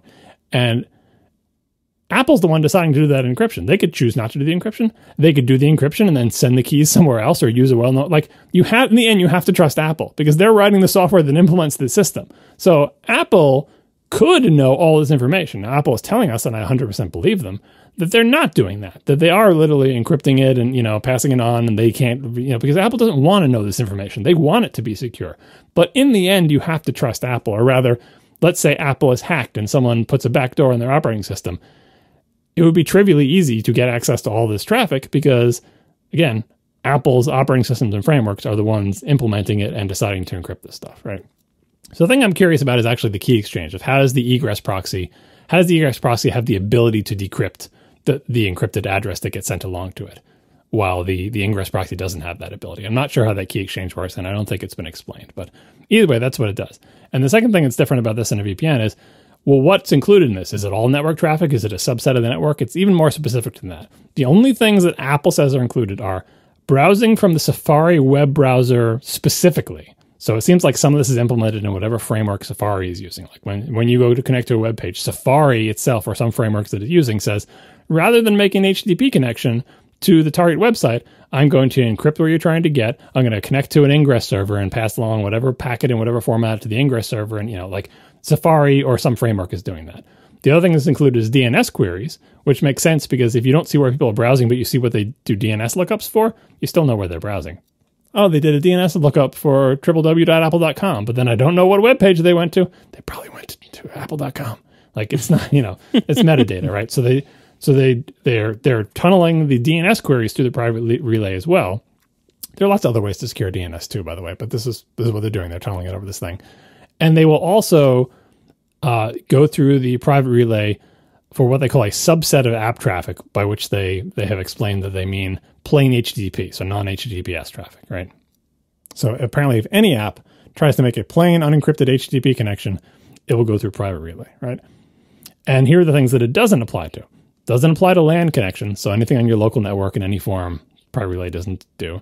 Doesn't apply to private domains. I'm not entirely sure what they mean by that, but maybe just like domains that are not in the public DNS, but are just privately routable. Yeah, I believe that's internal, yeah. Doesn't apply to network extensions of VPNs. Apple still supports VPNs. You can run a VPN and also use private relay. Like the VPN is a separate thing. Like I assume that if you ran both of them, either private relay wouldn't go through the VPN or it would go through the VPN on its way to hitting the ingress server. You know what I mean? Like it'd be interesting. Like if you're doing a VPN that makes it look like you're coming from a different country, would it use the ingress server in that country? Because that's another thing about private relay. It's intentionally not making you look like you come from a different place. So it will use an ingress server that's nearish to you. So it won't be like, they won't be able to pinpoint you, but they'll be able to tell, like the example they gave us, like they'll be able to tell that you're somewhere in the Bay Area, but they won't be able to pinpoint you to the same way they could if they had your IP address, because the Bay Area is a big place. And I imagine the farther away from big cities you get, the bigger the potential area where you could be is, because I'm not sure they have 7,000 ingress servers in Wyoming, right? And the network extensions are things that are used to like see network traffic as it goes by and filter it. All that stuff still works with private relay. That stuff, it doesn't obsolete them. It doesn't replace them. They still function. And then finally, if you have some configured proxy, it says, okay, well, they already have some other thing they need to go through. So private relay can't work because you have to go through the proxy, right?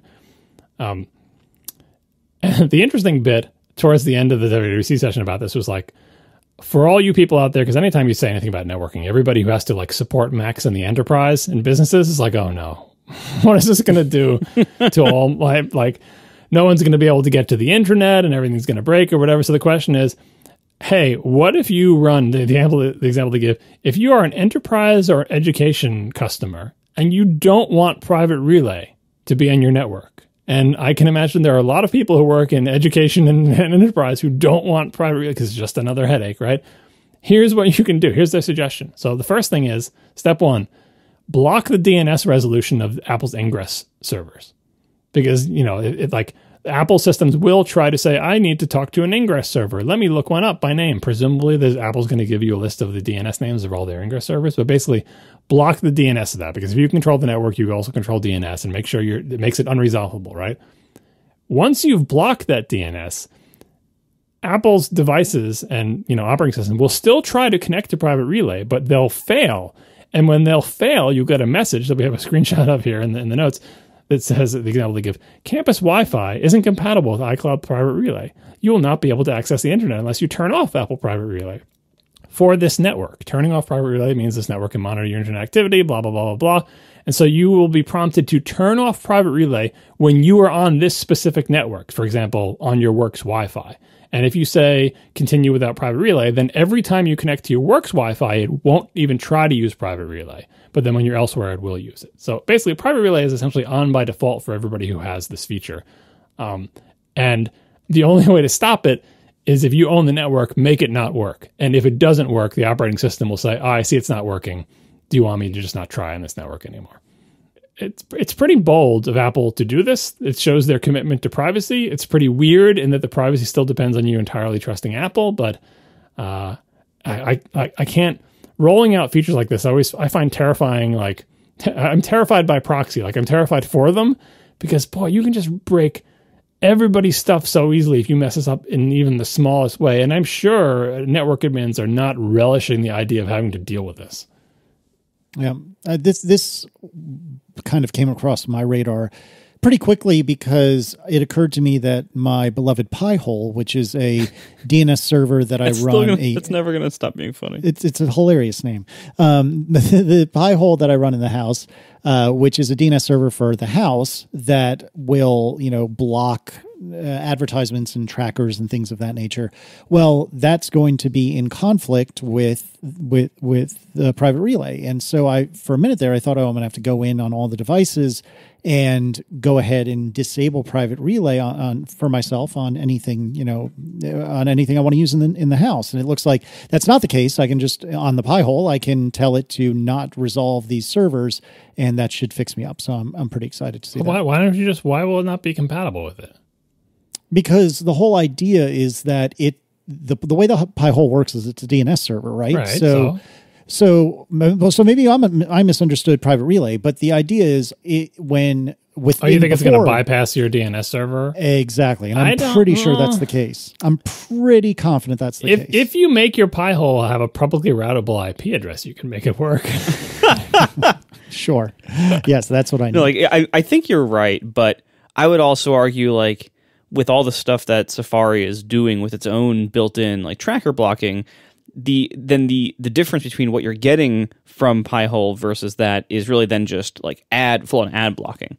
So maybe it's worth it, maybe not. But maybe you could shift that onto the software side and just do ad blocking extensions in your browsers and stuff. Yeah, you can run those network extensions that I mentioned, ad blockers. I understand why Pi-hole is more attractive because you run that in one place and it works for all your devices. But all Apple devices support network extensions that block ads. Totally, but what Pi-hole also blocks is other things like the Amazon Tube phoning home, my television phoning home, and yes, we could have discussions about whether or not I should have an Amazon Tube or whether or not I should have my TV connected to the internet. Which actually, at this point, maybe I shouldn't, since the Apple TV has been updated and has all the 4K goodness now. How are you blocking that from the Pi-hole? Just by blocking the DNS lookup? Because if you know where they're trying to connect it to, why don't you just block that in your router? Essentially, let's say don't allow connections. That's effectively what I'm doing though, because I'm doing it in the Pi-hole. But you're doing it from DNS. You're not blocking the connection. If they knew the IP address, they could connect, which is a flaw in your system because for all you know, these TV manufacturers are going to be hard coding a list of IP addresses in their stupid TVs, so they don't have to do DNS lookups. But I mean, everything you said is accurate, but I like the fact that even for the non-technical users in my home, they are getting the benefits of all this without having to do any work. The benefits / breakage. Yes, but I've tuned it such that it very rarely breaks for Erin, and she has a shortcut, like an Apple shortcut, in order to turn the Pi-hole off should she need to. And so she knows how to shut your Pi-hole. She knows exactly how to shut my Pi-hole, John. That's exactly right. She has so many ways of shutting my Pi-hole. I cannot even begin to tell you how many years we've been married. We're coming up on our anniversary. It is 14 years this year, so she knows very well how to shut my Pi-hole. Don't you worry. No, but going back to this feature, I really am very interested to follow the direction this is going because so much of tracking and privacy protection falls down at the IP address level. so much of it is like, well, we can block trackers and we can block certain access things and cookies and all this other stuff, but creepy companies can still form pretty reliable identification for us based on IP address. And we see this in the podcast space, like all the podcast trackers and everything. Like that's just kind of like this unavoidable hole in our privacy, that like the IP address is always like, here's where it falls down. And that's why a lot of people are using VPNs for this purpose and everything. But this is like the one big wall that keeps us being tracked a lot more than I think most people would want or find reasonable. And to have Apple taking such a big step towards removing that as a trackable data point for a large portion of users, that's a significant step. And that affects tons of stuff. Like, going back for a second to the podcast business, this is going to massively break podcast analytics and podcast ad tracking. And as podcasters, we should definitely be a little bit, apprehensive about going into this. However, first of all, we don't have a choice, so here it is. But I think this is breaking it in a good way. I think this is going to be very destructive to a large part of the advertising and tracking and stats collecting business. But where we are afterwards, like once the dust has settled and once people have figured out how to do things like count unique podcast downloads in a reasonably approximation way without using IP addresses to identify uniqueness, and the rest of the ecosystem as well, all the different ad trackers and everything, some of them will die or have things made harder for them. Oh, boo-hoo, here's this tiniest violin. But once the dust settles on all of this, a year or 2 or 3 down the road, and even assuming that maybe Apple goes even further with this in the future and expands it to more transfer types, like more network transfer types and more apps and everything else, I think we're going to be in a really good place, because the IP address as a tracking mechanism will become so much less useful. And we really need that for privacy. We like the whole industry, society, like we really need that, because we still have people out there arguing that IP addresses are not personally identifiable information and therefore shouldn't fall under the protections of various privacy laws and everything. And it's total BS. Like, it's total garbage. Every data broker can reverse look up an IP address to a person. Like that's it. The data's out there. It's so easy. It's trivial. It's cheap for people to get it if they want to. And so IP addresses absolutely are personal information and are extremely trackable and extremely exploitable for creepy reasons by creepy people and companies. So to remove a big chunk of that is a very good move for the internet and for society as a whole. And so as much as it will cause a lot of disruption in the short term, long term, this is going to be great.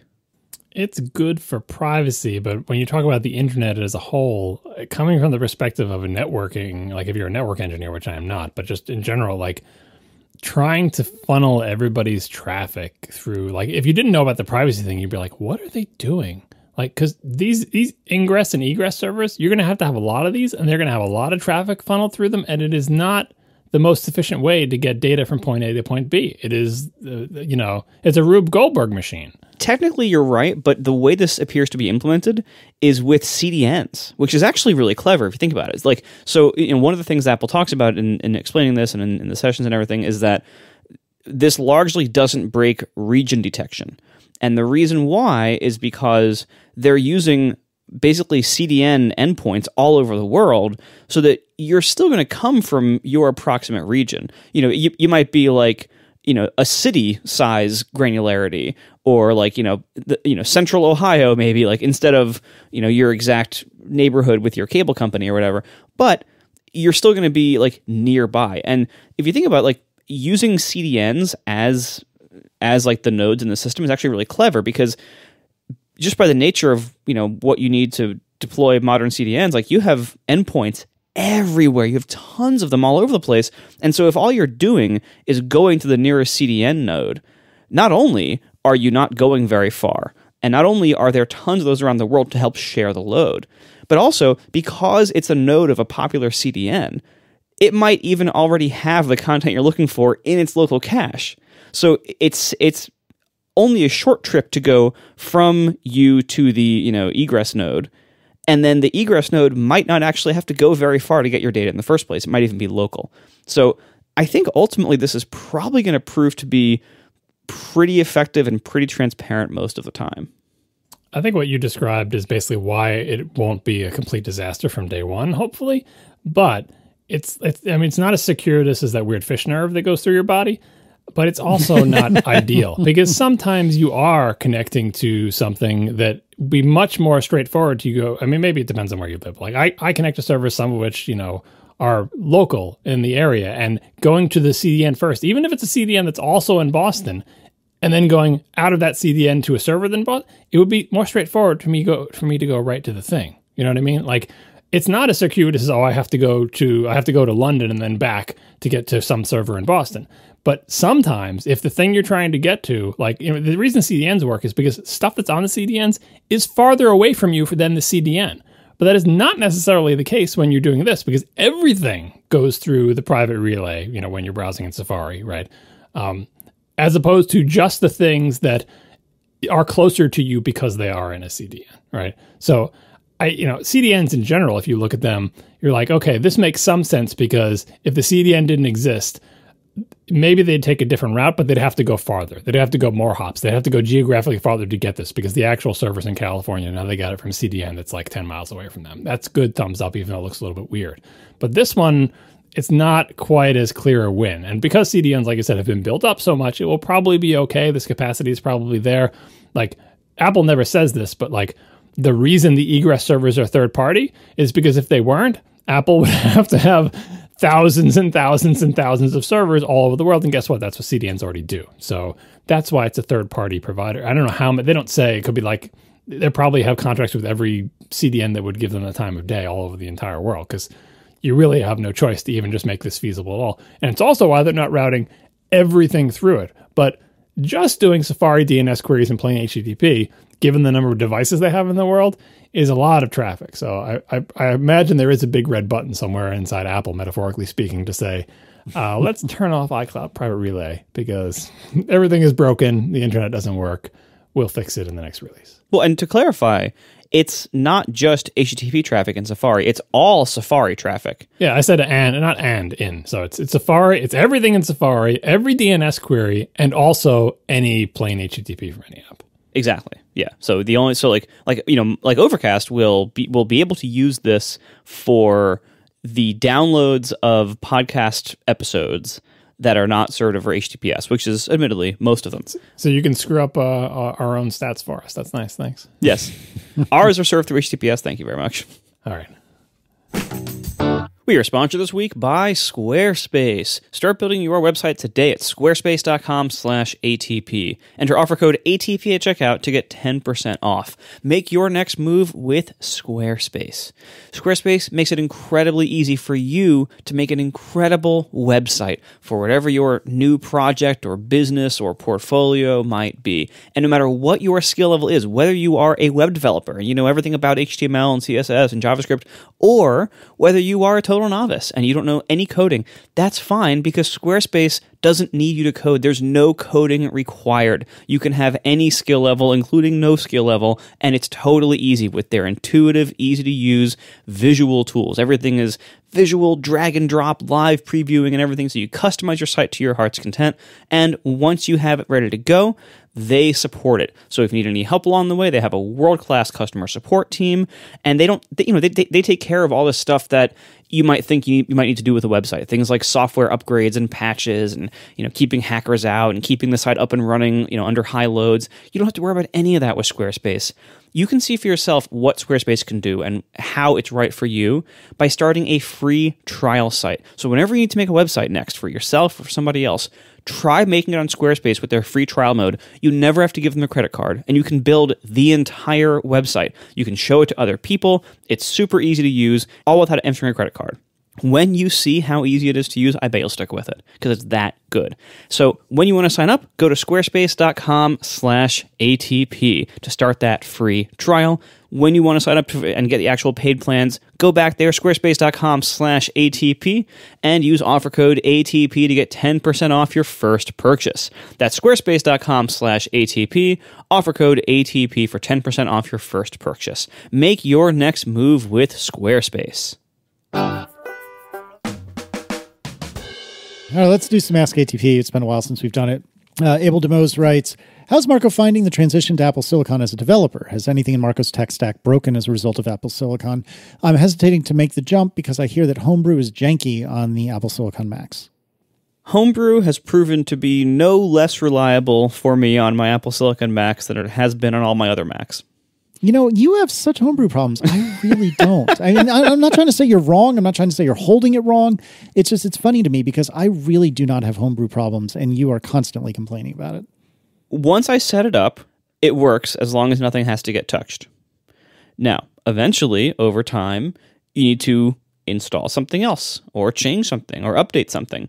And at that point, the entire thing breaks. And the only solution, usually at that point, tends to be remove everything in Homebrew and reinstall it. Like I have a shell script that I maintain for mostly reconfiguring my Homebrew stuff. Even that, I usually can't just run it, 6 months later or a year later, because it doesn't work if I just run it. But I can at least use it to like copy and paste one command at a time and see how it fails and modify, edit the file so that hopefully next time I can just run it. And of course I never can. But yeah, otherwise, other than my Homebrew drama, which is going to expand now because I don't know if you saw the news on Twitter today that macOS Monterey no longer includes PHP at all. Like they've been warning you on the command line for a few releases now, like, hey, you should stop using this. It's going to be removed in a future release. Well, it's removed. Actually, what they say about PHP specifically, if you run PHP -- version, they just say PHP is not recommended. That's it. Just like broadly speaking, in general, it is not recommended. The other ones, they do say, oh, you should get a different version or whatever. But yeah. So PHP is gone. Which other ones are gone? Because I think Perl and Python are still there, or Python 3. I don't think anything else is removed as of this version. PHP is totally gone. Perl and Python, I believe, are still showing those errors, or those warnings, rather, but I believe they're still there. Mm-hmm. And I know there's something about Python being, it's like 2.7, and that's apparently ancient now. But anyway, I don't know anything about that. But So going back to the question, Apple Silicon as a developer has been largely fine. I really have had no downsides to it besides the fact that, certain like very long compiles, I'm cranking away at those cores, and I want more cores. Other than that, it's been totally great. I don't think I have any other problems really. Well, that's exciting. I really want to get myself a new laptop, as we've discussed many times. I do not want to give up any of my 4 ports. And I don't want a big one. I want a 13 or 14 inch or what have you. And I really want to get a new laptop. But then if I get a new laptop, then my iMac Pro will be slow and ancient, and I don't want that either. Yeah, that happens. Then there's the monitor situation because there's no big iMac yet. Then there's the monitor situation because there's no big iMac yet. Yeah, it's just a mess. No, as soon as they release that 40-core Mac Pro, I'm in. I know you are. The best thing is going to be when the new 40-core Mac Pro comes out, but it doesn't support the Pro Display XDR. Oh, God. And the resale value just drops through the floor on them after we all find out. All right, moving right along. So Ralph Krakowski writes, what year do you think that Apple will release a version of macOS that no longer supports Intel? That's a good question. I would say, if it's 2021 now, I would say 2026 would be my guess, in about 5 years. And I think that's aggressive, actually. I think it might be even later than that, but I think 2026 is the earliest. 2026. I actually did a little bit of preparation for this question because it's been in the notes for so long. So here's some background on the most recent transition. The Intel transition was announced at WWDC 2005. The first Intel Mac shipped in January 2006. The first Intel-only macOS 10 shipped in August 2009. So it was 3 years and 7 months after the first Intel Mac. So we go to ARM. Transition was announced at WWDC 2020. First ARM Mac shipped in November of 2020. So if we fast forward 3 years and 7 months, that pins it at pretty much exactly WWDC 2024 Apple announces the first version of macOS that does not support Intel. That's if they exactly follow the Intel transition. The question is, are they going to transition faster than they went to Intel or slower? And it's a complicated question because they seem to be going pretty fast, but there's still that nagging rumor of the revised Intel Mac Pro, and it's like, maybe everything will be converted, but if that Mac Pro is still hanging around, they can't ship a Mac OS that doesn't support it for a while. So I don't know. I would say 2024 is when you should, like, that's the, what, I don't know the betting terms. Like, I feel like that is probably, I don't even want to say it's the earliest it could happen because they could do it 3 years flat. Like, I think there's a pretty broad range because I think Apple will have all of its line converted except maybe the Mac Pro pretty darn quickly. And they seem to be moving very aggressively. Again, witness the features that are not supported in Monterey on Intel. And again, seemingly not just a thing about the betas, but they put on their public web page information for customers that says, yeah, this isn't going to be on your Intel Macs. So maybe 2023 is conceivable for when this could happen. Marco? I was going to go with you, Casey, with about a 5-year time scale, but man, John makes some good points. I had to look up the dates because in your mind you think, oh yeah, it was probably like 5 years after. No, 3 years and 7 months after the first Intel Mac. That's when they. Here's the thing. That's when they shipped the first Intel only version of Mac OS 10. That doesn't mean that's when everyone upgraded to that version. Especially back then, people didn't upgrade as quickly, right? So there's the question. That was the question. It's like, when do you think they will release that version? But on that day, suddenly your Intel Macs don't go up in a puff of smoke. How many people are still running like High Sierra on their Macs right now? Like, I know Apple pushes the updates much harder than they used to, but practically speaking, a lot of people just keep running the old operating system, and they just like live with that badge on their system preferences and dismiss those annoying nags. And just, you've seen people do it on their phones too. Somehow people are able to weather the storm of Apple's like constant messages for trying to force you to update, and they just won't do it, and it just becomes part of their life is just dismissing those dialog boxes. So yeah, the day Apple releases the first Mac OS that doesn't support Intel isn't the day your Intel Mac melts down to nothing. Your Intel Mac. And Casey's multiple Intel Macs. Yeah. No, and I think it's hard to estimate this because on one hand, Apple does usually support old Macs for quite some time with software updates. Like the lifetime of Macs and software update support is pretty long. It's often to the point where you probably shouldn't update to the new one, but you can if you want to. But the other side of this is that when Apple has moved on to a new something, like a new technology, a new paradigm, whatever, they are very fast to drop the old one, to drop support for it, to pretend like it never existed, like to move forward. And it's a wonderful euphemism for like instantly drop support for everything old.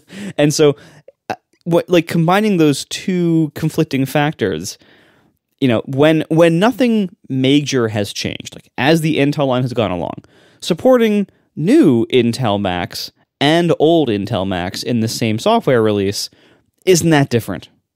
But because the Apple Silicon transition is so significant, and there's so many interesting and major differences in how the hardware works and the hardware's capabilities, I think they're going to be more aggressive with this. I think it's going to be a shorter time span than we think.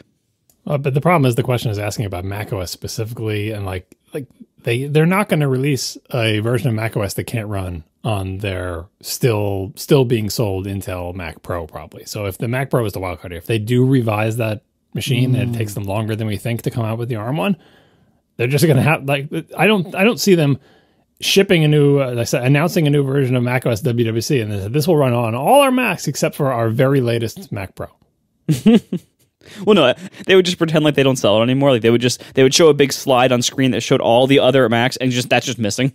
But it's fine to drop older models. Like they always do that. Oh, this won't run on your 2014 iMac or whatever. But to drop literally, because this is in a scenario where they don't have the ARM Mac Pro out, so there would be literally the newest Mac Pro available unsupported. So I just that's the only thing that makes me think they might actually make it to WWC 2024 before doing this. But if they continue at their current pace, they could do it sooner than WWC 2024. WWC 2024 is just it's pretty much down to the month exactly the gap that they had with the Intel one. So maybe that's the middle of the range. But I agree with Marco that they could definitely go earlier. And the thing is, they move fast when they can. Obviously, in certain things, like they moved as fast as they could with Swift, but practically speaking, it took a while for Swift to develop. And also, they can't quote unquote drop support for Objective-C because half their operating system is written in it, half their apps are written in it. You know what I mean? Like they can't do that, but they very quickly move on. Like, you know, to the point where when Swift was announced, all the WWDC slides had to have examples in Swift as well as Objective-C, right? They're very clear, like, this is the new thing. And unless something very terrible happens, Swift is going to be it. And it just takes a while to come. And so with hardware, it's even easier. It's like, look, ARM is the new thing. We all know it. It's awesome. Everybody loves it. It's going great. And so the sooner we can forget about that Intel stuff, the better. And the thing is, when you quote unquote no longer support it, those Intel Macs keep working. They can live out their natural life and eventually just be old and even older and slower than they are now. The operating systems they have are fine. It would be nice if Apple maybe extended its security update interval a little bit longer for the Intel Macs. You know what I mean? Like just to say, we know you're not going to get any more OS updates, but you're practically speaking, your Mac works fine. You can continue to use it, and maybe we'll give you software updates for one extra year, but we'll see. And then finally, Brian Pyrie writes, in all the speculation about Apple's high-end Mac processors and the number of cores of different types, I haven't heard much talk about what the performance difference is between the low power versus the high power or high performance cores. In broad strokes, how do the Ice Storm cores use only 1/10 the power of the Firestorm cores?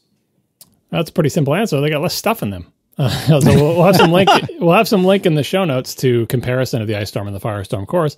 But these are all superscalar designs, which means they have multiple units that do a thing. So a unit is like a thing that can add numbers together, right? CPUs, modern CPUs, don't have just one thing that can add numbers. They don't have just two things that can add numbers. They have like 6 or 7 things that can add numbers. And those are just for the integer numbers. And then how many floating point units do they have? And how many load store units do they have, right? The low power cores have fewer execution units, fewer things that can add, fewer load store units, fewer floating point units. If you think of those things as like the little machines that do the math that a computer does, it just has less of them. And so it takes less power to run them. It's like if you think, I mean, it's weird to think about this, but if you think about a car that had like 17 different V8 engines, right? Those are like the adders, right? And then like 5 V12 engines. Those are like the SIMD engines or whatever, right? How much gas does that thing take? And then you take another thing that has 2 V8s and 1 V12. It just takes less gas because you're running less stuff. It's the same thing with electricity execution units. So the most important way is that they just have less stuff in them. In fact, sometimes, depending on the things they have, there may be some execution units that the low power ones just don't even have at all. I don't think that's the case with Ice Storm versus Firestorm. I think they can all execute the same instructions, but they have fewer units. They may also be clock lower. When you have fewer units, you need less machinery, shorter pipelines, lower, execution windows. Like there's lots of things that you can do. Like the associated machinery needs to keep track of fewer instructions that are in flight at any one time. And that also shrinks the amount of essentially circuitry you need, which shrinks the amount of electricity you need. So that's what it is. And people say like, oh, I don't want my stuff running on the quote unquote slow, the Ice Storm units. They're only slow compared to the Firestorm ones. They're plenty fast. Like, I don't know if this is how low power mode works, but imagine you could have a low power mode for your Mac. They would turn off the high performance things and just run your Mac entirely on the quote unquote high efficiency units. I wonder how many people would tell. If you're not like, executing, encoding video or doing a big compile or something, you probably wouldn't even notice. Like that's why I was talking about the auto low power mode. The high efficiency cores are plenty fast. Like if you benchmark just the high efficiency cores against whatever old Intel Mac you're using right now, it may embarrass them, right? So don't worry too much about using the slow cores. In practice, like that is an effective use of resources because when you're just clicking around on web pages, nothing's happening until you click. And then for brief fractions of a second, maybe the high power ones could come into being and do something and then go back to sleep. So yay for Ice Storm units. They're probably what most of us are going to be using most of the time while the computer sits around for the dumb human to do something. Thanks to our sponsors this week, Squarespace, Linode, and Wondery. And thank you to our members who support us directly. You can join at adp.fm/join. We will talk to you next week. Now the show is over. They didn't even mean to begin, 'cause it was accidental. Oh, it was accidental. John didn't do any research, Marco and Casey wouldn't let him, 'cause it was accidental. Oh, it was accidental. And you can find the show notes at atp.fm. And if you're into Twitter, you can follow them at CASEYLISS. So that's Casey Liss, MARCOARMENT, Marco Arment, SIRAC, USA Syracuse. It's accidental. They didn't mean to. Accidental. Tech podcast so long. The Bugatti Chiron has two V8s in it, basically. That's true. So it's got a V16, but all he did was just take two Volkswagen V8s and just weld them together into one giant engine. Serially, right? What is it? It's the W16 because it's the two V's. Make it W. Oh, yes, that's right. That's right. It's not serial. It's not parallel either. They're interleaved. Also takes a lot of gas. What was the stat on that? It wasn't that. It was what was the one before the Chiron? The Veyron. Veyron. That it could run at full throttle for 12 minutes before running out of gas. Yeah. You know, since we're in a post-show neutral now, goodbye, everybody. It was nice having you. Marco and John and I were talking in our, as the industry calls it, our super secret private channel. And did you know, gentlemen, which I know you two did, that the brand new Tesla Model S, the whatever version it is that has plaid mode, 0 to 60 in under 2 seconds. Contested highly. Well, because I don't think anyone has measured that. And there's like, if you search for it on YouTube, you will find some YouTube channels explaining how engineering wise, it is extremely unlikely that is true unless you know about rollout, Casey? Is that where you like get a little bit of a roll and then stand on the gas? No, it's like, so if you search for rollout on YouTube, you find some explanations for it. So it has to do with limitations in like rollout. Yeah. Nicely done. Limitations in instrument technology on the drag strip from back in the day. Like you had a drag race and you wanted to say, race these cars and give them times at the end of the drag racing spinning around for decades and decades. And we didn't have good technology for saying when has the car like started to go. So they use essentially light sensors, okay. Right? And it would be like, so when the light is, hitting the sensor, you're not breaking the beam. So you're at the starting line, right? And they wanted to say I think they have you break the beam, and then when the beam is continuous again, you have passed it, right? So you would break the beam, or I don't know the details. I'm screwing it up, but the bottom line is that for some period of time, your wheel will be rolling past the beam. Right, and during that whole time during the whole time your wheel is rolling, that beam is blocked, and only when the wheel has rolled enough to get past the beam does it connect again. Right, and so that amount of time when you're going from 0 to my wheel has rolled around enough to be past the beam, doesn't count against your like whatever your time is, your quarter mile time, your 0 to 60 time. Gotcha. And the tradition of allowing that rollout has continued, so that in every car magazine, when you see a 0 to 60 time, that's not the time it took from the car stationary to the car going 60. It's the time it took after the car had done its rollout, and then because the car is already moving. The clock starts when the wheel is already moving. So you get essentially 0 to 1, 2, 3, 4, or 5 miles an hour for free. And that's just tradition from, like, every car magazine does that, because otherwise you couldn't compare the 0 to 60 times across decades, right? And so they just keep doing it.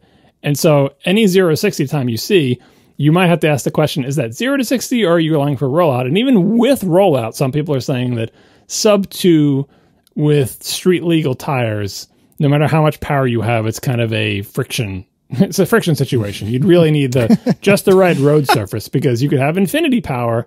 It's just a question of how quickly can you transfer the power to the road. And so I haven't seen actually any measured Plaid Pluses at sub 2s. And most of the supercars that you see, like the videos for the Rimac Nevera, I think I'm getting that name right. Have you seen those? There's a bunch of them on YouTube. No. It's like a 2,000 horsepower electric supercar. It's ridiculous. It does not lack horsepower. I think it has like 2,200 pound-feet of torque or something. It's got 4 motors, one for each wheel, and it weighs like an eighth of the Model S, right? The problem is, how do you turn that power into making a car go forward? And it's surprisingly difficult with street legal tires on regular roads. But even that, it was running like 8.5-second quarter miles, which is phenomenal for a street legal car if you know anything about drag racing. And it was 0 to 60s were in the very low 2s. Breaking through the 2s really does not come down to how much power do you have or even just how light your car is. It's like how much traction can you get on the ground in that short period of time, and then whether or not you're accounting for rollout or how you're accounting for rollout. So it's mostly academic, but the bottom line is the Model S Plaid is an extremely fast car that will, as Marco has said multiple times, make you feel like someone is punching you in the face when you accelerate in it in an unpleasant way that you probably won't want to repeat unless you're training to be an astronaut. Yeah, that's so true. It's funny, though. I'll let you guys decide whether or not you want to explain the context here, but I was building a Model S just for fun, and there are not very many options these days, which in most cars I find extremely frustrating. In this context, I actually don't really mind. But one option that I really wanted to see that I didn't see was the option for a fucking steering wheel, because that thing has the stupid yoke here in the United States, and it's the only choice you have. And I can assure you that may be the best automobile that has ever been produced. But the chances of me buying one, money no object, the chances of me buying one with that stupid yoke on it are zero. Not approximately zero, literally zero. What are they thinking? I mean, probably NHTSA will probably make them change it after a bunch of people die from trying to use it. Seriously. No, that's preposterous. It's absolutely preposterous. That's the one option that everybody wants them to make an option, and they won't do it. What do you think happens first? You can buy a new Model S with a steering wheel again, or Apple improves the design of Safari and iOS 12 so that the bottom bar is a little bit more. That's not. I appreciate the humor you're going for, but I think the better question is: will we get a full-size steering wheel as an option, or perhaps a retrofit on the Model S, or will Apple make meaningful changes to improve the experience for independent developers on their platforms? Or will they fix notifications on the Mac? These are not equally impactful problems in the world. No, they're not. Earlier today, I had to dismiss a stack of notifications. Like it was like two calendar notifications stacked up. And I had to click the little X to make it form the clear all button and then click that. However, and that's hard enough in regular circumstances. However, through some combination of what might have been a bug, the top half of the clear all and X buttons was under the menu bar. So I had to click on only the bottom half. Like, it's nearly impossible to hit these click targets reliably when they're at their normal size. Try it when they're half size. It's preposterous. Oh my God. I don't know. I can't get over, because as much as I love to poop all over Tesla, which has become basically one of my favorite pastimes, I particularly like the Model S in general. Like, I like the 3. I've been in an X, and I liked that quite a bit. But the Model S, leaving the incredible amount of money aside, is a really, really nice car. I really honestly believe that. I'm not blowing smoke. It's a really nice car, and if I had more money than I have, I might even own one at this point. But I cannot fathom looking at that god-awful yoke and thinking, yes, I would like that, please. That sounds delightful. Just no, absolutely not. And then if you don't get the Model S with the yoke, I don't know. Does the X have the yoke as well? I think they're going to, if they haven't already. Yeah, because those tend to get updated together.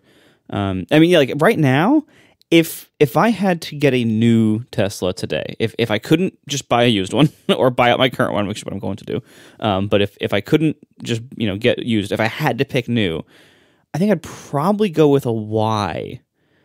Just because it's closest. It does have the yoke. The X does have the yoke. Yeah, there it is. Bless. Yeah. What are they thinking? Yeah. So the Y at least has a steering wheel. It doesn't have a dashboard, but at least has a steering wheel. So this is why I got to drive my car yesterday for the first time in probably almost a month, and I was so happy driving it. Not driving, mind you. Regular, like the act of driving, I no longer enjoy, because usually driving is running an errand and going through traffic, and it's almost comical, like how much all of Westchester is always under construction. The same roads are under construction constantly. Like the roads, like the main arterial, like local traffic roads that are around my neighborhood are always under construction. I don't know why. Like there's never a break. It's not like they repave it once and then it's done. Like they're just always tearing up different sections of it for God knows what reason. I'm trying to remember if COVID made us all forget, but like the same deal around here. It's almost like I guess like they couldn't do construction during COVID because everyone was home and didn't want to have people gathering together. But everything is under construction here. I think it is worse. I think it's not just that I forgot because I'm well, I don't know. It's hard to say because I'm going back and forth to school a lot because my kids aren't taking the bus because they weren't taking the bus during COVID. I was driving them. And just trying to find a way to get to and from school with the everyday new construction hazards, like just totally blocking off or making miserable major arteries, just everything is under construction. I think it is like a hangover of the construction that didn't get done during COVID. Now it's all coming due. I mean, that's a reasonable theory. It might be true for you, but for us, like even before COVID, I've lived there almost 11 years, and it's always been like this. Well, at least your roads are getting repaved. I think I've sent you pictures of my quote unquote road that's in front of my house that is more pothole than road. Oh no, they're not repaving it. That's the thing.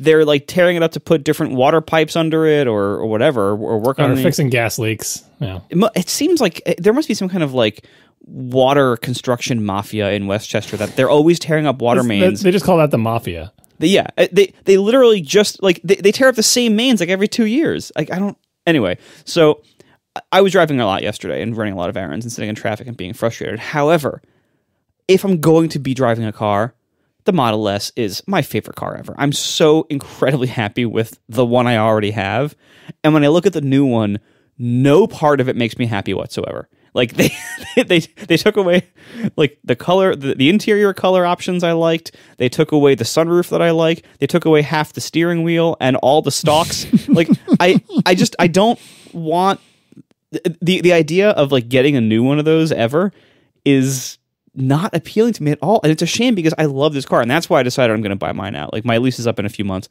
I filed today for the buyout quote. I'm just going to buy it out because I just want this car to continue, and I would get no joy out of the new one. And because when I bought it, it actually was significantly more expensive as they are now, the price for me to buy it out is not that much less than it would cost for me to buy a new one with the options I would currently get. But I don't even want to do that. I'd rather buy the one I have because it's a better car. I like it better. And like I will reiterate what I said last time we talked about this, which is I really do feel like my Model S is the last one they designed to be driven by a human. The reality of the current situation of auto driving technology is that you still have to drive it like a human most of the time. and I certainly still do in the conditions I drive in, like the world, the Northeast, like this, we have weather and terrible roads that are full of water main construction. And so I am very happy now having decided like I'm not going to have to buy a new car this fall. I'm not going to have to make any decisions or do any research or take any risks.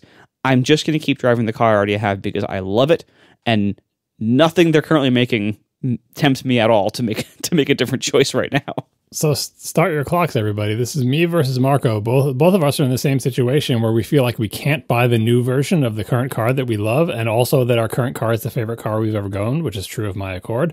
Accords don't come with sticks anymore, so I basically can't buy a new Accord, so I basically have to keep driving mine forever. The weird thing is, though, the car I'm looking to replace the Accord with someday is like someday if there's an electric car that fits within my budget and that I actually like, I could consider that. I'm not a big Tesla fan, but anyway, yeah, I'm planning to running my Accord forever. And at this rate, right now, Marco doesn't see another electric car that he wants, or another car period that he wants more than his Model S. So we were just both sticking with our current cars. If only there was a different luxury brand that had been making cars for a really long time that offered an electric version of one of their cars. Marco has many more choices than I do, you have to admit, Casey. Oh, yes. Oh, absolutely. The large four-door sedan that I find appealing that has a stick-shift transmission, there's like 0 of those in the U.S. And I actually spent a while on those various auto used car sites looking at used versions of my current car, just seeing what was out there and how much I could get them for as like a backup car. Like I should get, like oh my gosh, John. It's like the cheese graters. It would be like a kid's car, like the kids could drive it or whatever. But like it's like my cheese grater they don't make anymore. I should keep buying black 2014 era stick shift Accord Sports and just have them in a warehouse somewhere so that each time I wear one out, I just take a new one out. Well, I feel like that's not a terrible approach. I mean, that can last you a long time. Like if you actually want to do that, whenever you're done with this current car, you can, which is probably going to be a while. It's an Accord. It's going to last forever. And it's extremely low mileage. Right. Yeah. As every car has been for the last year. but I'm just saying, like even before COVID, like my car is a 2014 model, so I bought it in 2013. Guess how many miles are on my car? Let's see. So normally I would say that's about 7 years old. So you'd probably be at roughly 80,000, 90,000 miles. I'm going to guess you're in the high 20s, low 30s. If you're saying so, I would have said 80,000 like Marco just implied. But given that you've already hinted that it's extremely low miles, I'd say high 20s, low 30s. Unless, and this does happen to be sometimes, unless I've been confused by my display because you can switch between trip and whatever. Oh yeah. Those whatever. But I'm pretty sure I'm in low 20s. Wow, that's impressive. That's fantastic. Well, so my car I bought almost exactly 3 years ago, and I just recently crossed 10,000 miles. Like in the last couple of months. So I hear you. How am I ahead of you? I'm at 19 on mine. You keep going back and forth. Yeah, that's why. Since it's just the three of us and there's nobody else around, can I tell you a little secret? I had a really, really, really uncomfortable thought like 2 days ago. Was it white? No. You're trying to buy a Jeep? No. Oh, well, actually, yesterday I saw a Wrangler with no doors on it. No, yesterday I saw a Wrangler with no doors on it, and I had a very comfortable thought about how I want a Wrangler again. But that's not what I'm talking about. I had a very uncomfortable thought just 2 or 3 days ago. I'm starting to think it might be okay to get an electric car. Yeah, because it's great. No, I don't want to hear your propaganda. I don't want to hear your propaganda. But up until just a couple of days ago, I was thinking, even though there's a lot that appeals to me about an electric car, I don't want to give up the stick shift. And there's no electric car that I think, just like John said a moment ago, that I'm interested in and fits my price range, right? And I still think that's true. But it seems that the floodgates are opening, and they're opening slowly now, but I think they're going to be opening ever more quickly soon. And there's going to be just a tremendous amount of options on the market. And I really think there's a better than 50% chance that my next car will be an electric. Now, I'm not planning to upgrade for 2, 3, 4, 5, 6 years, but I think it's a pretty good chance that the next one I get will not have an internal combustion engine. Can I interest you in a 2014 Honda Accord Sport with a stick shift for $8,000? Do you see how I can get these like cheese graters? For $8,000, I can get my car. I mean, granted, that has 230,000 miles in it, but I'm saying like they're in the range. They're in the range from like 7,000 to like 15,000 for my exact car. You could think of how many of these you could get for one Marco car. You could just have just again, if I could fit them in my basement, I would just store them there. The problem was I'm looking at all these used cars and I look at them and I'm like, what does that car smell like? A basement full of Honda Accords. That would be amazing. What does that car smell like? Does it smell like cigarette smoke? Does it smell like someone spilled something in it? Because I'm always, used cars, especially when they're extremely high mileage, 230,000 hard miles in that car. But anyway, these are the stick shift ones, and they're rare. Like when I'm at Car Gurus because that just came up with Google, right? Transmission, and they have check boxes. Automatic, 123. Manual, 8. There's not a lot of these cars in manual, but the thing is they're not apparently particularly desirable, so you can get them for less than 10 grand. God, that's wild.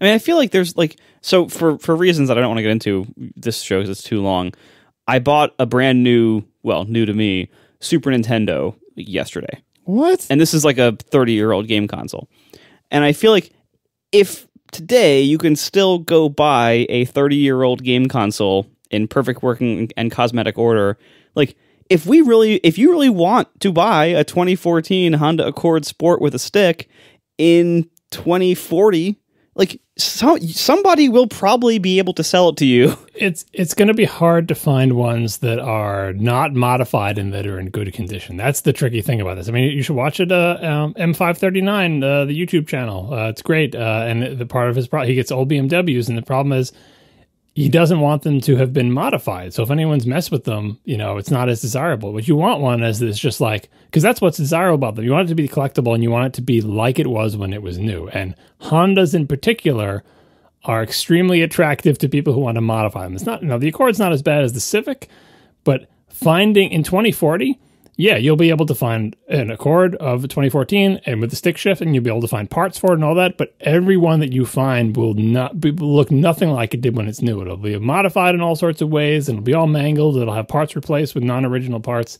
And so what you really want is to find one that is like, if in 2040 you had a mint condition like new 2014 Honda Accord, it would be worth a lot. Like, because a collectible is all about condition. It's just like right now, if I had an Apple IIe. But nobody's looking for it except you. But to John, it's worth like 80 grand. Think of anything in the world. Think of the Apple IIe, which was an extremely popular computer that made tons of. If you had a mint in the box, never opened before, perfect condition Apple IIe, that's worth a lot of money. Even though they made a ton of them. It's not like it's rare. They were all over the place. But it's all about condition. John, stop lying to yourself. If you somehow, like, let's suppose some listener bought a 2014 Honda Accord Sport with a 6-speed. It is 6, not 5, right? Mm-hmm.